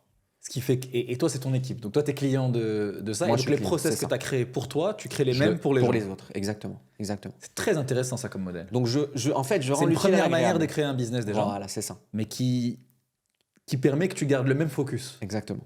C'est le même focus, c'est ce que je fais. Et en fait, les gens qui viennent filmer avec moi dans les concepts, je leur présente. Écoutez les gars, vous voulez créer du contenu, voilà, on vous offre ça sur un plateau d'or. Tu veux venir créer du contenu, tu n'as pas de sponsor, tu vas payer juste un base fee qui va nous permettre de... Quand je te dis un base fee, c'est 1000 dirhams ou même pas, tu vois, c'est juste symbolique pour venir créer ton contenu. Et puis juste après, quand tu obtiendras des sponsors, là, tu as 20% ou 30%, dépendant en fait du pack que tu viens prendre. Mais là, tu professionnalises le tout. Tu n'as plus rien à... excuse-moi le terme, tu te fais plus chier avec la création de contenu. Ok. Tu te fais chier uniquement à venir et filmer. En fait, c'est pas chier parce que tu adores faire ça. Exactement. Tu viens, tu filmes, tu t'éclates. Tout le reste, tout ce qui est technique, c'est pris en charge. Et tu gagnes ta vie. Donc le process, c'est, tu as commencé tout seul, tu as commencé à recruter, tu as créé une équipe, Mhm. tu t'es dit, je vais je vais faire ça pour d'autres, et ensuite l'équipe a grossi en créant C'est une ça. agence, j'imagine, à peu près. Exactement, c'est ça. Ok. Tu peux juste nous donner 2-3 conseils sur, je suis un créateur, Mhm. comment je crée une équipe pour scaler mon contenu? Ok. Tu vois, par exemple, moi, j'ai commencé tout seul. Mhm. Puis, j'ai pris quelqu'un, mais en fait, pour m'accompagner, mais c'était juste sur de l'editing. Finalement, c'est devenu un petit peu un rôle de production, c'est-à-dire plein de choses différentes. Mhm. À la fois de l'editing, mais aussi de la réflexion un peu sur qui on va inviter, comment on va présenter un peu les épisodes, la stratégie sur les réseaux sociaux, donc plein de choses. Puis quelqu'un qui nous aide un peu, du coup, juste sur l'editing, vu que la première personne a pris un rôle un peu plus large. Mais en fait, voilà, on ne sait pas encore comment structurer le next step. Donc c'est quoi un petit peu le conseil sur créateur et je scale une équipe? Alors en fait, quand tu es créateur et que tu commences ton contenu tout seul, Ouais. donc tu fais tout toi-même. Ouais. Et tu es perfectionniste sur toi-même. Hmm. La chose la plus compliquée, c'est de déléguer. Et Hyper dur. d'accepter Hyper dur. que ton contenu ne va pas être comme toi tu le veux. Mais il va être comme ton éditeur, par exemple, qui va éditer, veut qu'il soit. Mais ça, tu l'acceptes ou juste Tu dois l'accepter. Ah, tu l'acceptes. Ouais, tu l'acceptes. Au bout d'un moment, tu donnes tes commentaires, tu donnes tes directives, ça va. Mais en fait, c'est ça. Ça va On aller est dans le d'accord. Il y aura sens- toujours quelque chose qui n'est pas exactement ce que tu veux. Mais C'est ok. normal, c'est normal. Parce que tu peux pas être parfait. Si tu es parfait, tu vas jamais avancer. Tu peux pas attendre. Si tu veux être parfait, fais tout toi-même. Si, tu peux pas avancer en voulant la perfection tout le temps. ضروري خاصك déléguer الناس باش يقدروا يخدموا معك. Parce que si tu ne donnes pas des tâches que toi tu sais que tu vas faire parfaitement. En fait, voilà, c'est parfait. Délègue ce que tu sais faire. Ce que tu sais pas faire, apprends Hmm.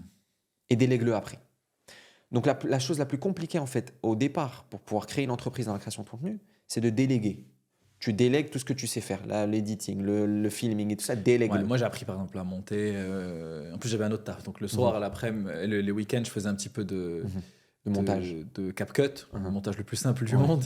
Et ça, je l'ai laissé. Tu vois, donc finalement, au fur et à mesure, tu délègues. Au fur et à mesure, tu délègues. Donc en fait, il y a le premier step, c'est d'accepter que ton contenu ne va pas être exactement comme toi tu le veux. Parce qu'il ne va jamais être exactement comme toi tu le veux, sinon tu ne vas pas avancer. Tu vas faire que des V1, V2, V3, V4, V5 jusqu'à la V60. Après, tu vas la poster. Ouais. Et donc quoi, ça a passé un mois. Qu'est-ce que tu as fait? Poster une vidéo? C'est quoi ce truc? C'est pas un business. Le business, en fait, pourquoi tu crées une équipe? Pour produire beaucoup plus. Tu n'as pas besoin d'équipe si tu veux pas produire plus. Si tu es bien comme tu es et que tu es bien dans ta cadence et que tu gagnes bien ta vie et que tu veux pas d'équipe, pas besoin. Par contre, si tu veux produire beaucoup plus et que tu veux scaler ton business et que tu veux faire rentrer plus d'argent, la seule manière de faire rentrer plus d'argent avec une équipe, c'est dépenser de l'argent dans une équipe. Et aussi faire confiance à ton équipe. Et ça, moi, je l'ai appris au fur et à mesure. C'était très difficile au départ de pouvoir déléguer mon contenu et de faire confiance à la personne qui va éditer mon contenu. Parce qu'après, la personne qui te dit qu'il ne va pas prendre peut-être des rushs que toi, tu ne veux pas qu'ils sortent et te détruire ta vie. Donc ça, c'est très compliqué. Bon, bien évidemment, tu fais signer des NDA, tu fais signer des contrats, etc. Ah oui, parce que moi, j'ai pas ce cas-là, mais c'est vrai que toi, c'est du contenu où parfois on te suit dans ta vie. Ouais. Donc, tu as 50% du contenu, il faut pas que ça sorte. Ouais. Des Ça, fois, ça- tu as des trucs, tu veux Ça, pas j'y ai qu'ils jamais sortent. pensé, mais oui, Ouais. toi, c'est un vrai sujet. Ah ouais. Des fois, tu as des trucs, excuse-moi le terme, tu es à moitié à poil. Tu veux pas que ça sorte, Ouais. mais tu vas tout envoyer à ton éditeur. Mais Tu vas pas te mettre à couper le truc, sinon Voilà. ça reprend la moitié Sinon, de la ça va te journée. prendre un moment. Donc, tu envoies tout. Tu as des personnes que tu veux pas qu'ils apparaissent dans la vidéo. Tu lui dis, écoute, ces personnes, je veux pas qu'ils apparaissent. Il doit te faire. Tu dois être bien avec lui, tu vois. Ok. Mais bien évidemment, tu te bagues au départ. Tu fais signer des NDA, tu fais signer des contrats, tu fais signer plein de trucs. Comme quoi, tu es entièrement OK. C'est un point intéressant. Je viens de commencer avec un nouvel éditeur. Je ne lui ai pas envoyé le contenu avant d'avoir signé un NDA. Tu vois. Et pour grandir, tu es obligé de tester de nouvelles personnes. Toujours. Donc, tu es toujours à l'affût de nouvelles personnes, nouvelles équipes. Mais le seul conseil, parce que tu as un seul conseil à prendre, c'est n'attends pas d'être parfait. Laisse-les travailler. Poste. Le plus important, c'est de poster. Tu vois. Et c'est comme ça que tu vas pouvoir scaler ton contenu, gagner plus d'argent et automatiser tes process. Tu crois que MrBeast, il est derrière là à regarder toutes ces vidéos? Ouais, bah non, bien Il sûr. regarde même pas ses vidéos, lui. J'en suis sûr qu'il fait confiance entièrement à son équipe. Peut-être que je me trompe. Mais j'en suis sûr que dans la cadence tu as dont il est, beaucoup de... Par exemple, MrBeast, il a quelqu'un qui travaille avec lui, qui bosse avec lui depuis le début, et qui a un rôle un peu plus management, etc. Et j'ai un peu l'impression qu'ils ont fini par avoir le même cerveau. OK. Tu sais, parce que tu as des gens qui sont des gros créateurs, Ouais, mais qui ont quelqu'un qui travaille avec eux, qui est aussi important qu'eux dans la boîte, mais que Ouais. personne ne connaît. exactement. Ça, il y a ce modèle qui Il y a ce existe. modèle qui- Il y a ce modèle qui Ouais, existe. ouais, Et en fait, à la limite, ils ont presque le même cerveau où le créateur a presque téléchargé son cerveau dans le Exactement. cerveau de l'autre personne. Kane. Kane aide le Kane, format. bien Kane. sûr. Bien Mais sûr. ça aide, c'est la bonne personne. Et c'est Exactement. des rencontres. C'est Exactement. pas donné à tout le monde. C'est difficile de trouver la bonne personne. Si tu peux avoir la chance d'avoir ça depuis le début, etc. C'est ça. etc. Ok. Exactement. Ok. Donc, on crée une équipe, il faut savoir déléguer et petit à petit. Et c'est quoi les rôles les plus importants? Donc, tu as de l'editing. Alors, tu as la partie toi, editing. comme tu as beaucoup de grosses prods, tu as presque de la gestion de projet, j'imagine, non? J'ai la gestion de projet, ouais. Ouais. Aujourd'hui, la manager, c'est elle qui gère les projets. Ok. C'est elle qui gère les timelines, c'est elle qui gère quand ça va se poster, pour ne pas... Par exemple, tu as créé avec un créateur 4 vidéos, avec un créateur, 4 concepts différents, de s'assurer que les vidéos ne sortent pas les 4 en même temps. Tu vois, enfin, 4, une semaine après Donc, elle semaine. a un rôle un peu directrice de publication. Exactement. Ça, c'est hyper Tu vois. important parce qu'il y a tellement de vidéos qui sortent, il faut que ça sorte C'est au ça. bon moment, Faut que ça etc. soit, exactement. Que la DA soit bien faite, que tout soit bien fait, bien cadré. Et aussi en termes de sponsors. Tu as des sponsors qui veulent qu'une vidéo soit postée à telle date. Tu vois, tu dois t'arranger comme quoi à telle date, tu dois avoir la vidéo prête. C'est tout un process. Donc ça, manager, gestion C'est de projet. voilà, exactement. Réseaux sociaux, tu as quelqu'un qui s'en occupe, c'est-à-dire ce qui est posting. Non, ça je le fais moi. Tu Ça- postes tous les réels toi-même? Ouais. Ça je le fais Tu moi. postes toutes les stories toi-même? Toutes les stories moi-même, tous les Toutes réels les vidéos moi-même. YouTube toi-même? Ouais, tout moi-même. Ouais. À part quand je me retrouve à l'étranger, je me retrouve occupé et que j'ai pas le temps de télécharger, de poster par exemple, j'ai mon éditeur qui fait ça pour moi. Ok, donc quelqu'un a quand même accès à tes réseaux. Quelqu'un a accès à mes réseaux YouTube. Instagram, personne n'a accès. Personne n'a accès à tes réseaux Instagram. Non. YouTube, parce pourquoi que YouTube, tu peux mettre des rôles. Voilà. Sur YouTube, tu peux mettre des rôles et limiter en fait l'accès aux personnes. Ok. Tu vois. Mais je différencie. Pour moi, les réseaux sociaux, chaque réseau social a son propre business model. J'ai mon business model sur YouTube et j'ai mon business model sur Instagram. Sur Instagram, je fais tout moi-même. Je filme, j'édite. Parce que c'est... Ah, tu édites sur Instagram? Sur Instagram, je filme et j'édite moi-même. Mais Pourquoi? parce que c'est ma touche personnelle. C'est la perfection que tu n'as pas Instagram. encore réussi à laisser Ouais. passer. Ouais, je te jure, sur ma vie. Je te jure. C'est ça, en vrai, J'ai- c'est juste ça. En fait, C'est juste qu'il faut, ouais. faut le laisser tomber, mais tu n'arrives Le- pas encore. Et en fait, non, le truc, c'est que sur Instagram, je sais tellement, je connais tellement parfaitement mon contenu que pour éditer une vidéo Instagram, ça me prend même pas 1 heure. Tu fais 3 réels par semaine? Je fais 3 réels par semaine, ouais. Lundi, mercredi, Tu vois, vendredi? ouais. Non. Lundi, mercredi, vendredi en général, tu vois. 3 réels par semaine? Des fois, je poste samedi, dimanche. 3 vlogs. Ouais, 3 vlogs ou 3 recettes ou un truc comme ça, tu vois. Ouais, Genre, j'essaye de mixer. J'essaye de mixer, mais sur Instagram, 3 trucs autour de ta vie, grosso c'est modo. ça, exactement. Et Sur ça, Instagram, je fais tout moi-même. Mais J'aime faire même ça le moi-même. script de ce que Ouais. tu vas faire? Ouais, je fais tout moi-même. Instagram, c'est pour moi, C'est quoi ça le reste, process rapidement? Écoute, il y a des jours où je suis créatif, je vais écrire peut-être 5 ou 6 scripts, tu vois, 5 idées de vidéos.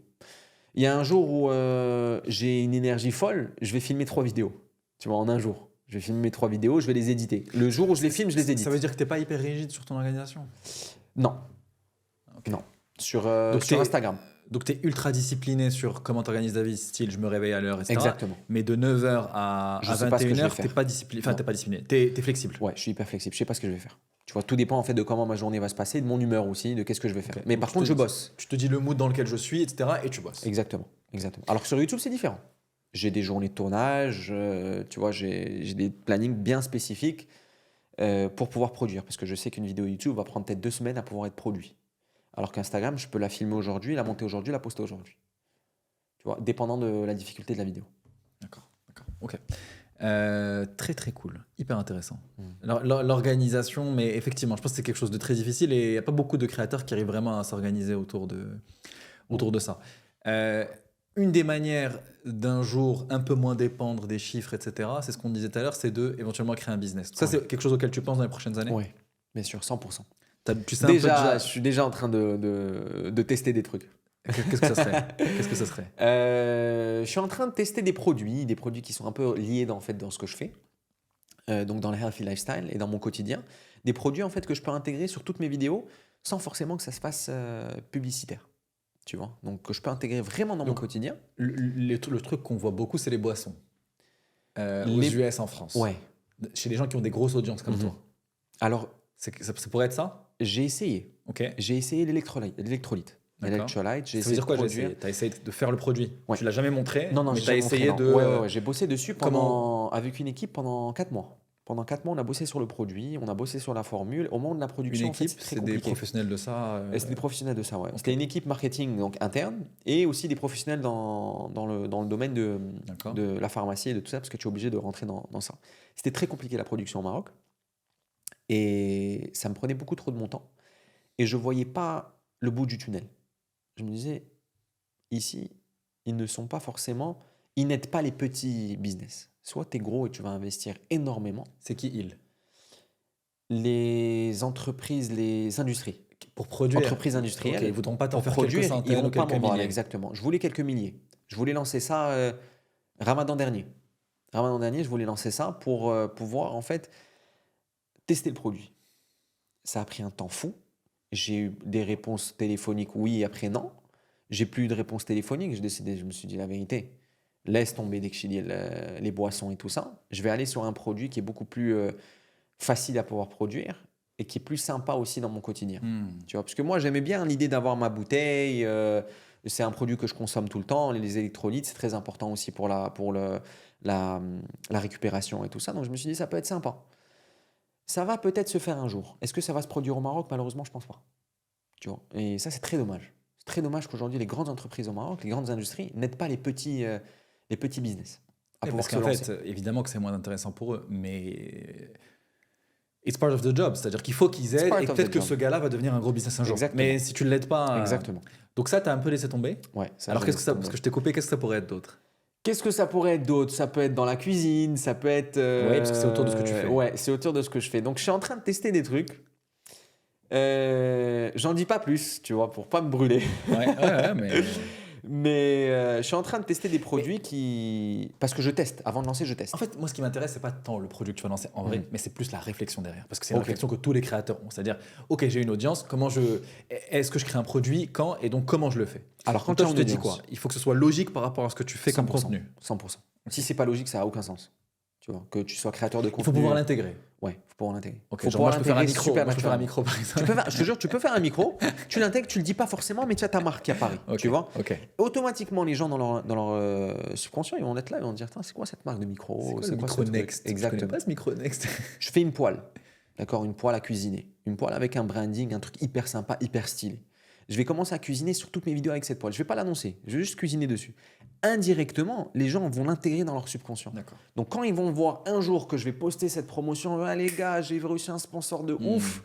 En plus, ça ne disrupte pas ton business model actuel. Exactement. Tu vois, donc ça fait partie en fait du quotidien, ça fait partie d'un truc, mais là, j'ai toute une équipe derrière qui, elle, va prendre en charge de la production, du marketing, de tout ça.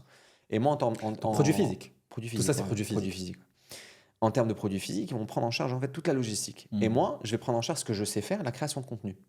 Donc, je vais créer du contenu, je vais le rentrer en termes de sponsoring et je vais voir ce que ça va donner. Parce que tout ça, c'est pas la réflexion. Tu disais peut-être dans 7, 8 ans, si je suis plus... By the way, 7 ans, c'est 35. On a le même âge. Moi, je suis né en 97. Je peux pas te croire. Toi aussi, 87 97, ouais. Moi, je suis né en 97. Ouais. Je t'ai dit, les cheveux blancs, ça se voit pas. On a le même âge. Exceptionnel. Donc, 35. Donc, on va y revenir. Est-ce qu'il y a une date à 35? Est-ce qu'il y a une limite et tout? Mais tu disais, à 35, peut-être que je vais un peu moins me focus sur les chiffres. Et je vais lancer un business. Mais là, on n'est pas en train de parler de ça. Là, c'est la réflexion d'IEL. Tu veux que le produit il soit intégré dans tes contenus, qui ne disrupte pas ton business, qui ne disrupte pas ton temps, et que tu l'intègres dans tes contenus et que ça puisse être un business. C'est-à-dire, en fait, c'est un leverage, un pipeline qui va m'aider à avoir plus de revenus. Ça ne va pas être forcément mon revenu principal, mais c'est un pipeline qui va m'aider à avoir plus de revenus passifs. Donc aujourd'hui, moi, je suis en train d'essayer de créer des revenus passifs pour pas forcément dépendre uniquement de la création de contenu. Parce que dépendre de la création de contenu, c'est très dangereux. Tu vois, aujourd'hui, mon seul revenu, c'est la création de contenu. Je te le dis ouvertement. Je gagne ma vie avec la création de contenu. Je gagne bien ma vie, alhamdoulilah. Mais je bosse pour. Mais encore une fois, est-ce que dans 8 ans, je vais pouvoir gérer et être à la hauteur de mon énergie aujourd'hui? J'ai plus la même énergie que quand j'avais 22 ans. Tu sens déjà que ça a Je changé? sens déjà que ça a changé. Je sens déjà que mes ambitions sont différentes, que j'ai envie de créer une famille, que j'ai envie de faire ci. Je ne peux pas forcément... Oui, le contenu va changer. Au bout d'un moment, ça va être peut-être du contenu familial. Tu vois, tu évolues en fait dans ta création de contenu. Mais j'aimerais beaucoup avoir un revenu passif. Oui, j'investis dans tout ce qui est crypto, j'investis dans la bourse, j'ai plusieurs investissements. Ce pas des revenus qui sont passifs qui vont te générer de l'argent tous les mois. C'est des revenus qui sont au long terme, plus tard, tu fais de quand tu l'immobilier vendras. aussi, vu que tu viens de là? Toujours pas. Parce que tu as fait un coworking, c'est un peu de l'immobilier. J'ai fait un coworking, ouais. J'ai fait un coworking qui fait partie du patrimoine familial aussi. Donc je ne touche pas de l'argent dedans. C'est de l'argent qui est touché en fait dans la famille. D'accord, ok. L'immobilier est quelque chose qui me passionne aussi. Donc de l'immobilier sont aussi des objectifs que j'ai dans 8 ans. Les studios, c'est un business d'immobilier? Les studios, c'est un business d'immobilier. Ça, peu. c'est un autre business dans la création de contenu. Kind of. C'est un peu de l'immobilier en fait. C'est de l'immobilier parce que tu loues. Tu loues un espace que tu as créé. Ouais. Exactement. Comme par exemple Starbucks, McDo, on pourrait dire que c'est un peu de l'immobilier. Exactement. J'aimerais beaucoup ouvrir un resto.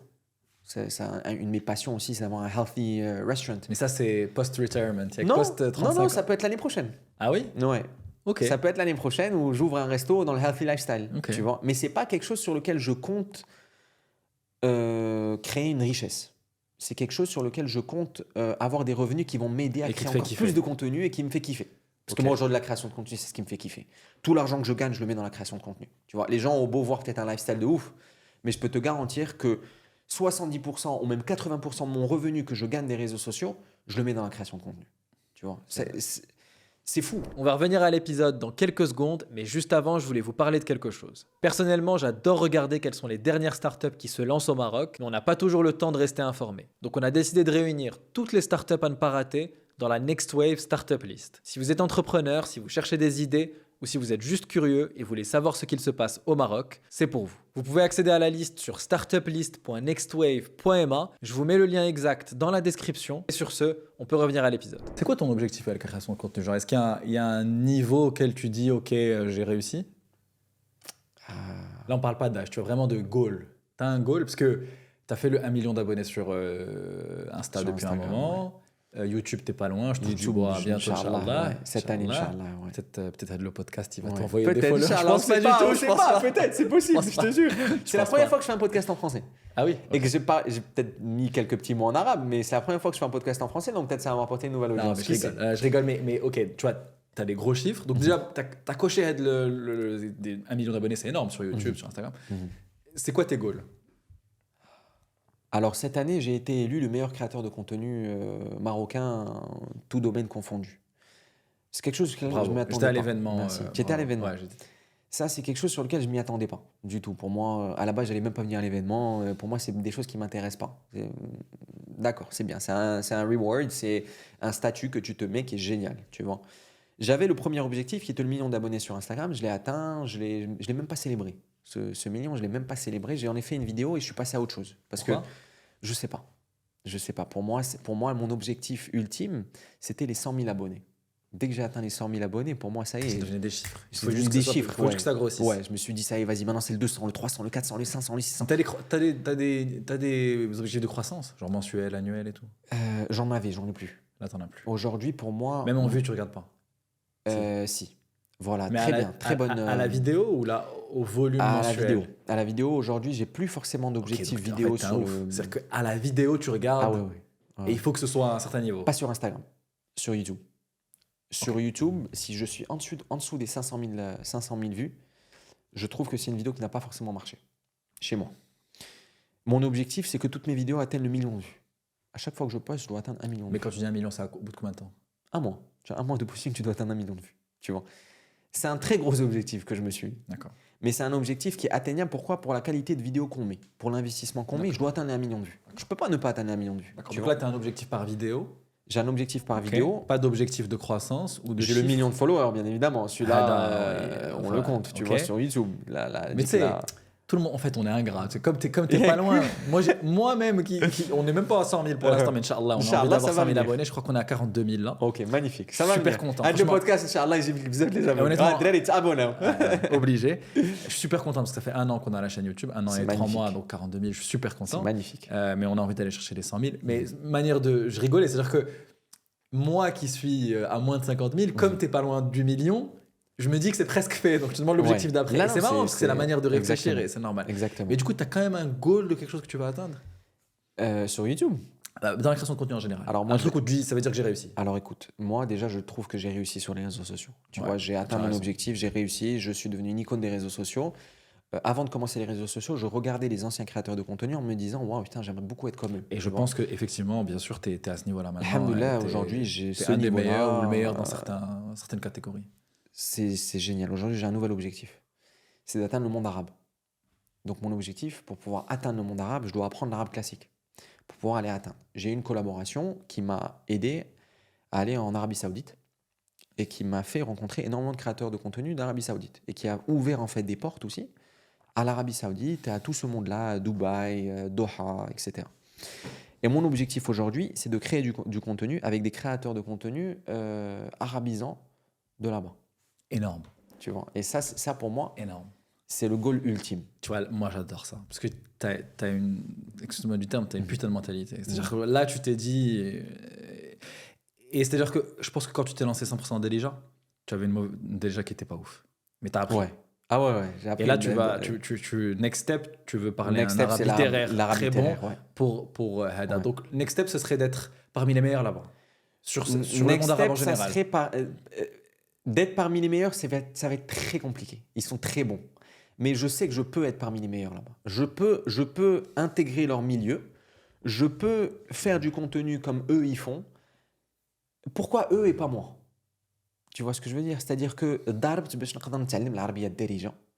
Alhamdoulilah, aujourd'hui, je peux te tenir une conversation, un podcast, une vidéo, tout en dirigeant. Je sais que je peux le faire en arabe classique aussi. Je m'en suis capable. Si je m'y suis mis. Malheureusement, j'ai abandonné parce que ça me prenait beaucoup trop de temps. Tu t'y es mis quand? Je m'y suis mis il y a 1 an. Mais à faire des cours. Ouais, à faire des cours. Je m'y Ok. suis mis il y a 1 an, j'ai fait quelques cours. Tu prends des cours, tu prenais toutes les semaines Ouais, ou là... je prenais des cours toutes les semaines. J'avais appris quelques mots et tout ça, et après j'ai laissé tomber. J'ai laissé tomber, je suis con d'avoir laissé tomber, honnêtement. Parce qu'aujourd'hui, tu aurais été content d'avoir Aujourd'hui, un niveau. j'aurais été super content Mais d'avoir c'est un dur, niveau ouais. assez élevé. Parce qu'aujourd'hui, par exemple, quand je suis allé à l'événement en Arabie Saoudite, ils parlaient tous arabe classique. Eh, c'est Et toujours- moi, j'étais là avec, Ouais, avec les mon Marocains, c'est Darija. compliqué parce que Darija et un peu l'anglais. Et tu Ouais. dis, attends, mais Mohamed Yassine. Exactement. Pourquoi tu me Je parles te en dis, anglais C'est quoi cette histoire? Exactement. Ouais, Voilà, ça, tu c'est vois. normal. Et en fait, I would make Morocco proud de représenter en fait le Maroc dans un autre pays arabe. Mais ça voudrait dire que tu switcherais tout ton contenu en. Non. Pas forcément. Comment on fait? Parce que tu vois, ça c'est. Je C'est-à-dire que. ferai des deux. Mais parce si, que mais notre si tu arabe- fais des deux, tu perds pas les deux? Non, parce que le Darija est compris par le monde arabe. C'est vrai ça? Ouais. Moi j'ai ouais. l'impression que non. Ah si, Ils comprennent si. pas. Moi, j'avais l'impression aussi. Mais quand je commençais à parler avec eux en Darija, ils me disaient, mais on te comprend. Je dis, ah bah, génial. En plus, j'ai une vidéo où j'étais en train de vlogger, en train de parler en Darija, et je parlais avec des gens et tout ça. Je dis, oh, est-ce que tu me comprends? Ils me dit, ouais, je te comprends parfaitement. Je dis, putain, c'est ouf. Tu vois? Et donc, eux nous comprennent. Nous, on a une difficulté à les comprendre. Pourquoi? Parce que c'est du high level, c'est de l'arabe. Dès que tu commences à parler avec eux, tu as envie de parler comme eux. Tu as même plus, tu as envie de lâcher des Darija, tu as envie de parler comme eux parce que c'est un arabe qui est très beau. Pour moi, la langue arabe, c'est une des plus belles langues au monde. Et de pouvoir parler comme eux va pouvoir ouvrir des portes énormes. Le Maroc, c'est tout petit. Dès que tu commences à parler arabe classique, tu t'ouvres à l'Égypte, au Liban, aux pays arabes, le Dubaï, Doha, Saoudia. Tu t'ouvres à tout ce monde en fait arabe que nous, on ne connaît pas. Les seuls pays qui sont voisins à nous sont l'Algérie et la Tunisie. L'Algérie et la Tunisie, j'ai une énorme communauté algérienne. L'Algérie et la Tunisie, ça reste quand même petit. Tu vois, je te parle de budget, je te parle d'argent, c'est des petits budgets. Dès que tu parles au monde arabe, là, on parle sur des budgets complètement différents. Et si tu mixes ton contenu, tu ferais quoi par exemple? Très concret. Mhm. T'as 3 réels qui sortent sur Insta par semaine. T'en ferais 1 ou 2 en Darija, l'autre Ouais, exactement. en Fosha. Exactement. Tes contenus YouTube, t'as combien de vidéos YouTube qui sortent par mois? J'ai 2 vidéos par mois et on a l'objectif d'ici fin d'année d'avoir 4 par mois. Donc une par semaine. Excellent. Nous, on était à 4 podcasts par mois et là, on teste 8. Magnifique, waouh. Mais putain, c'est beaucoup moins de exceptionnel. production que toi, tu vois, c'est des podcasts. Donc, ok, donc, qu'est-ce qu'on disait? On parlait en fait de la quantité de vidéos que je ferais en, Oui, en pardon. Darija et Donc voilà, en... excuse-moi, tu en as 4 par mois et tu en ferais 2 maintenant. Plus ou moins, ouais.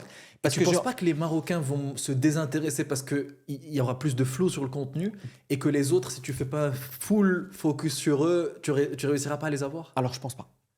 Je pense pas parce qu'aujourd'hui, le Marocain regarde énormément le pays arabe et le pays Ça, c'est arabe vrai. regarde énormément le Maroc. Je sais pas si Mais tu as remarqué. le pays arabe regarde le Maroc? Ouais. Ah ouais.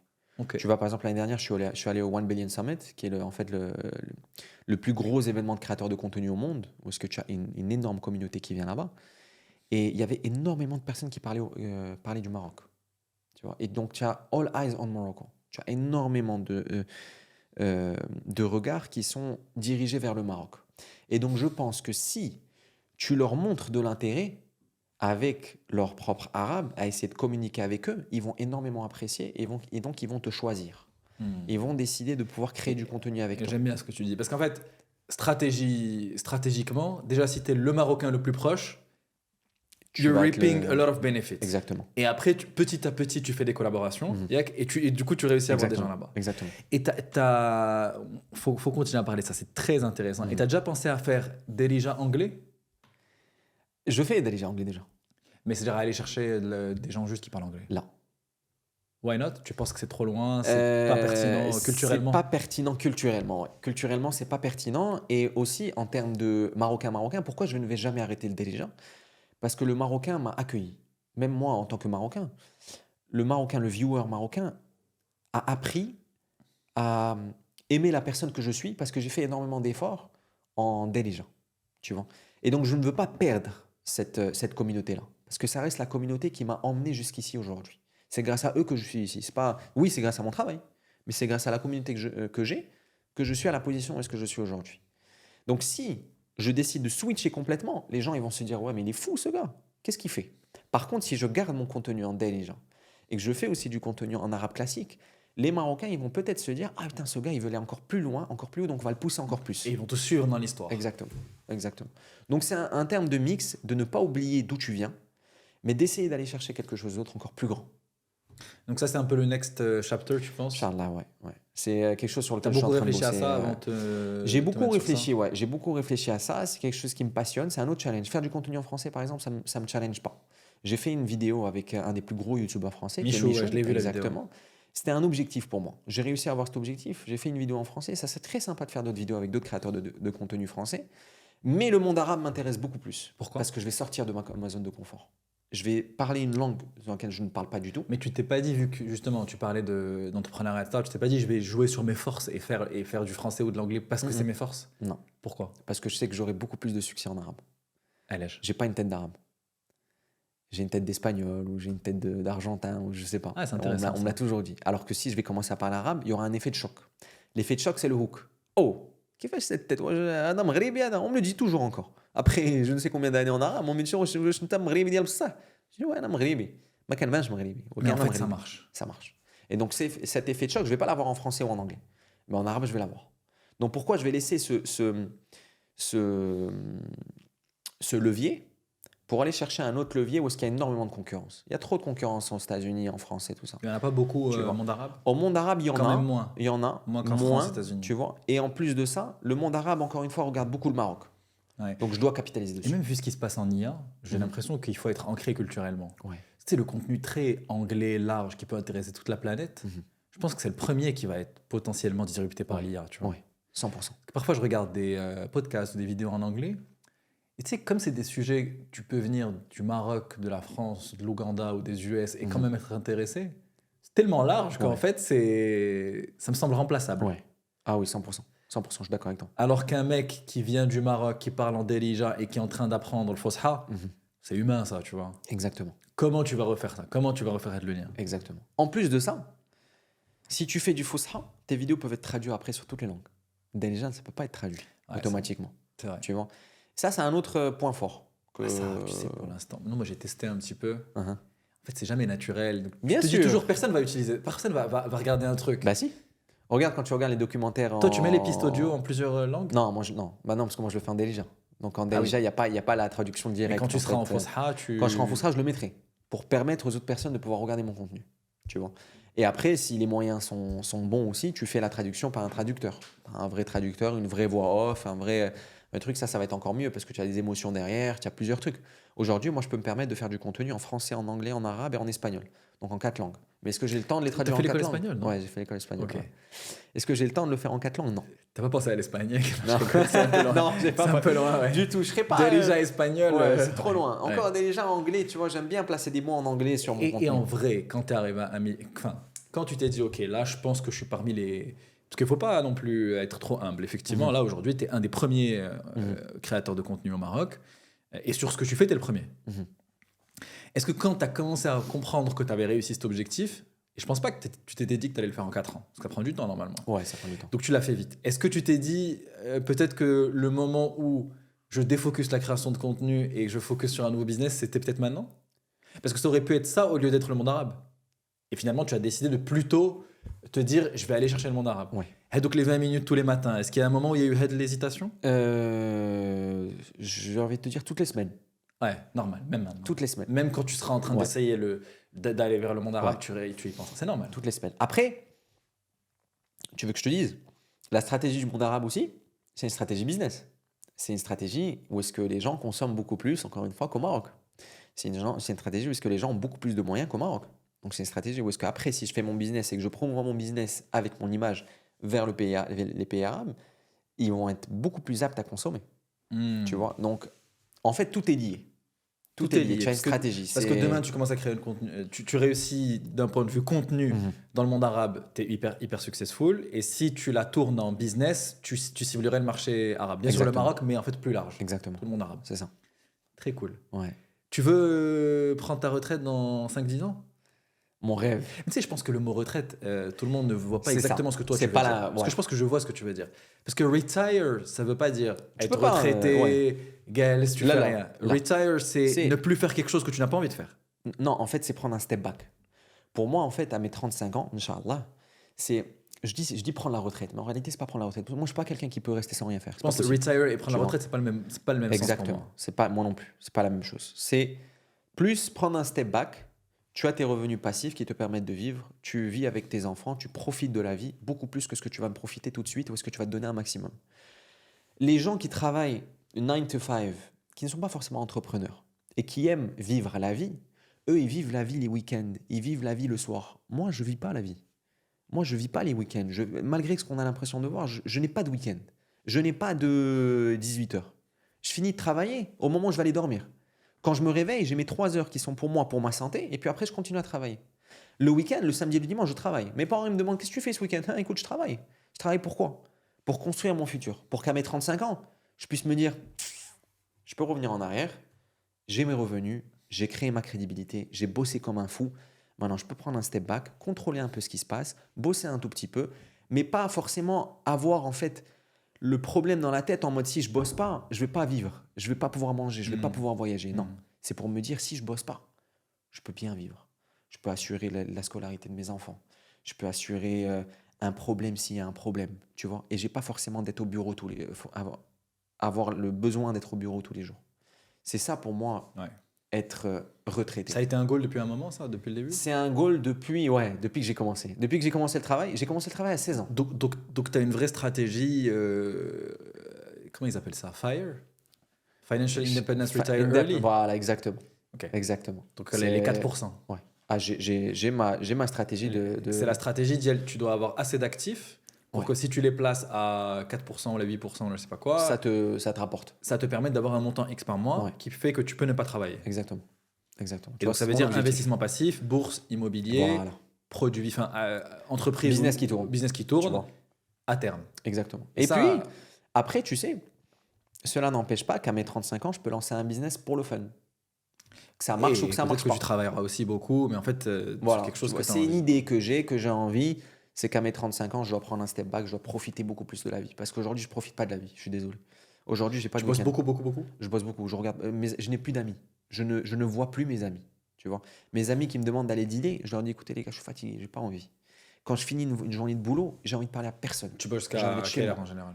En général, On va dire 19h, 20h, j'arrête le boulot, je mets mon téléphone en off, je regarde une petite série à 21h, je suis au lit.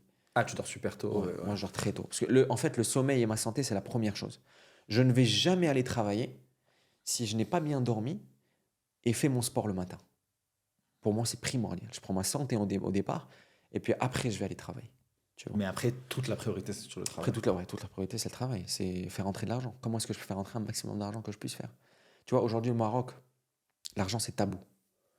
Et à plusieurs reprises, je parle d'argent avec pas mal de monde et je sens la réticence sur l'argent.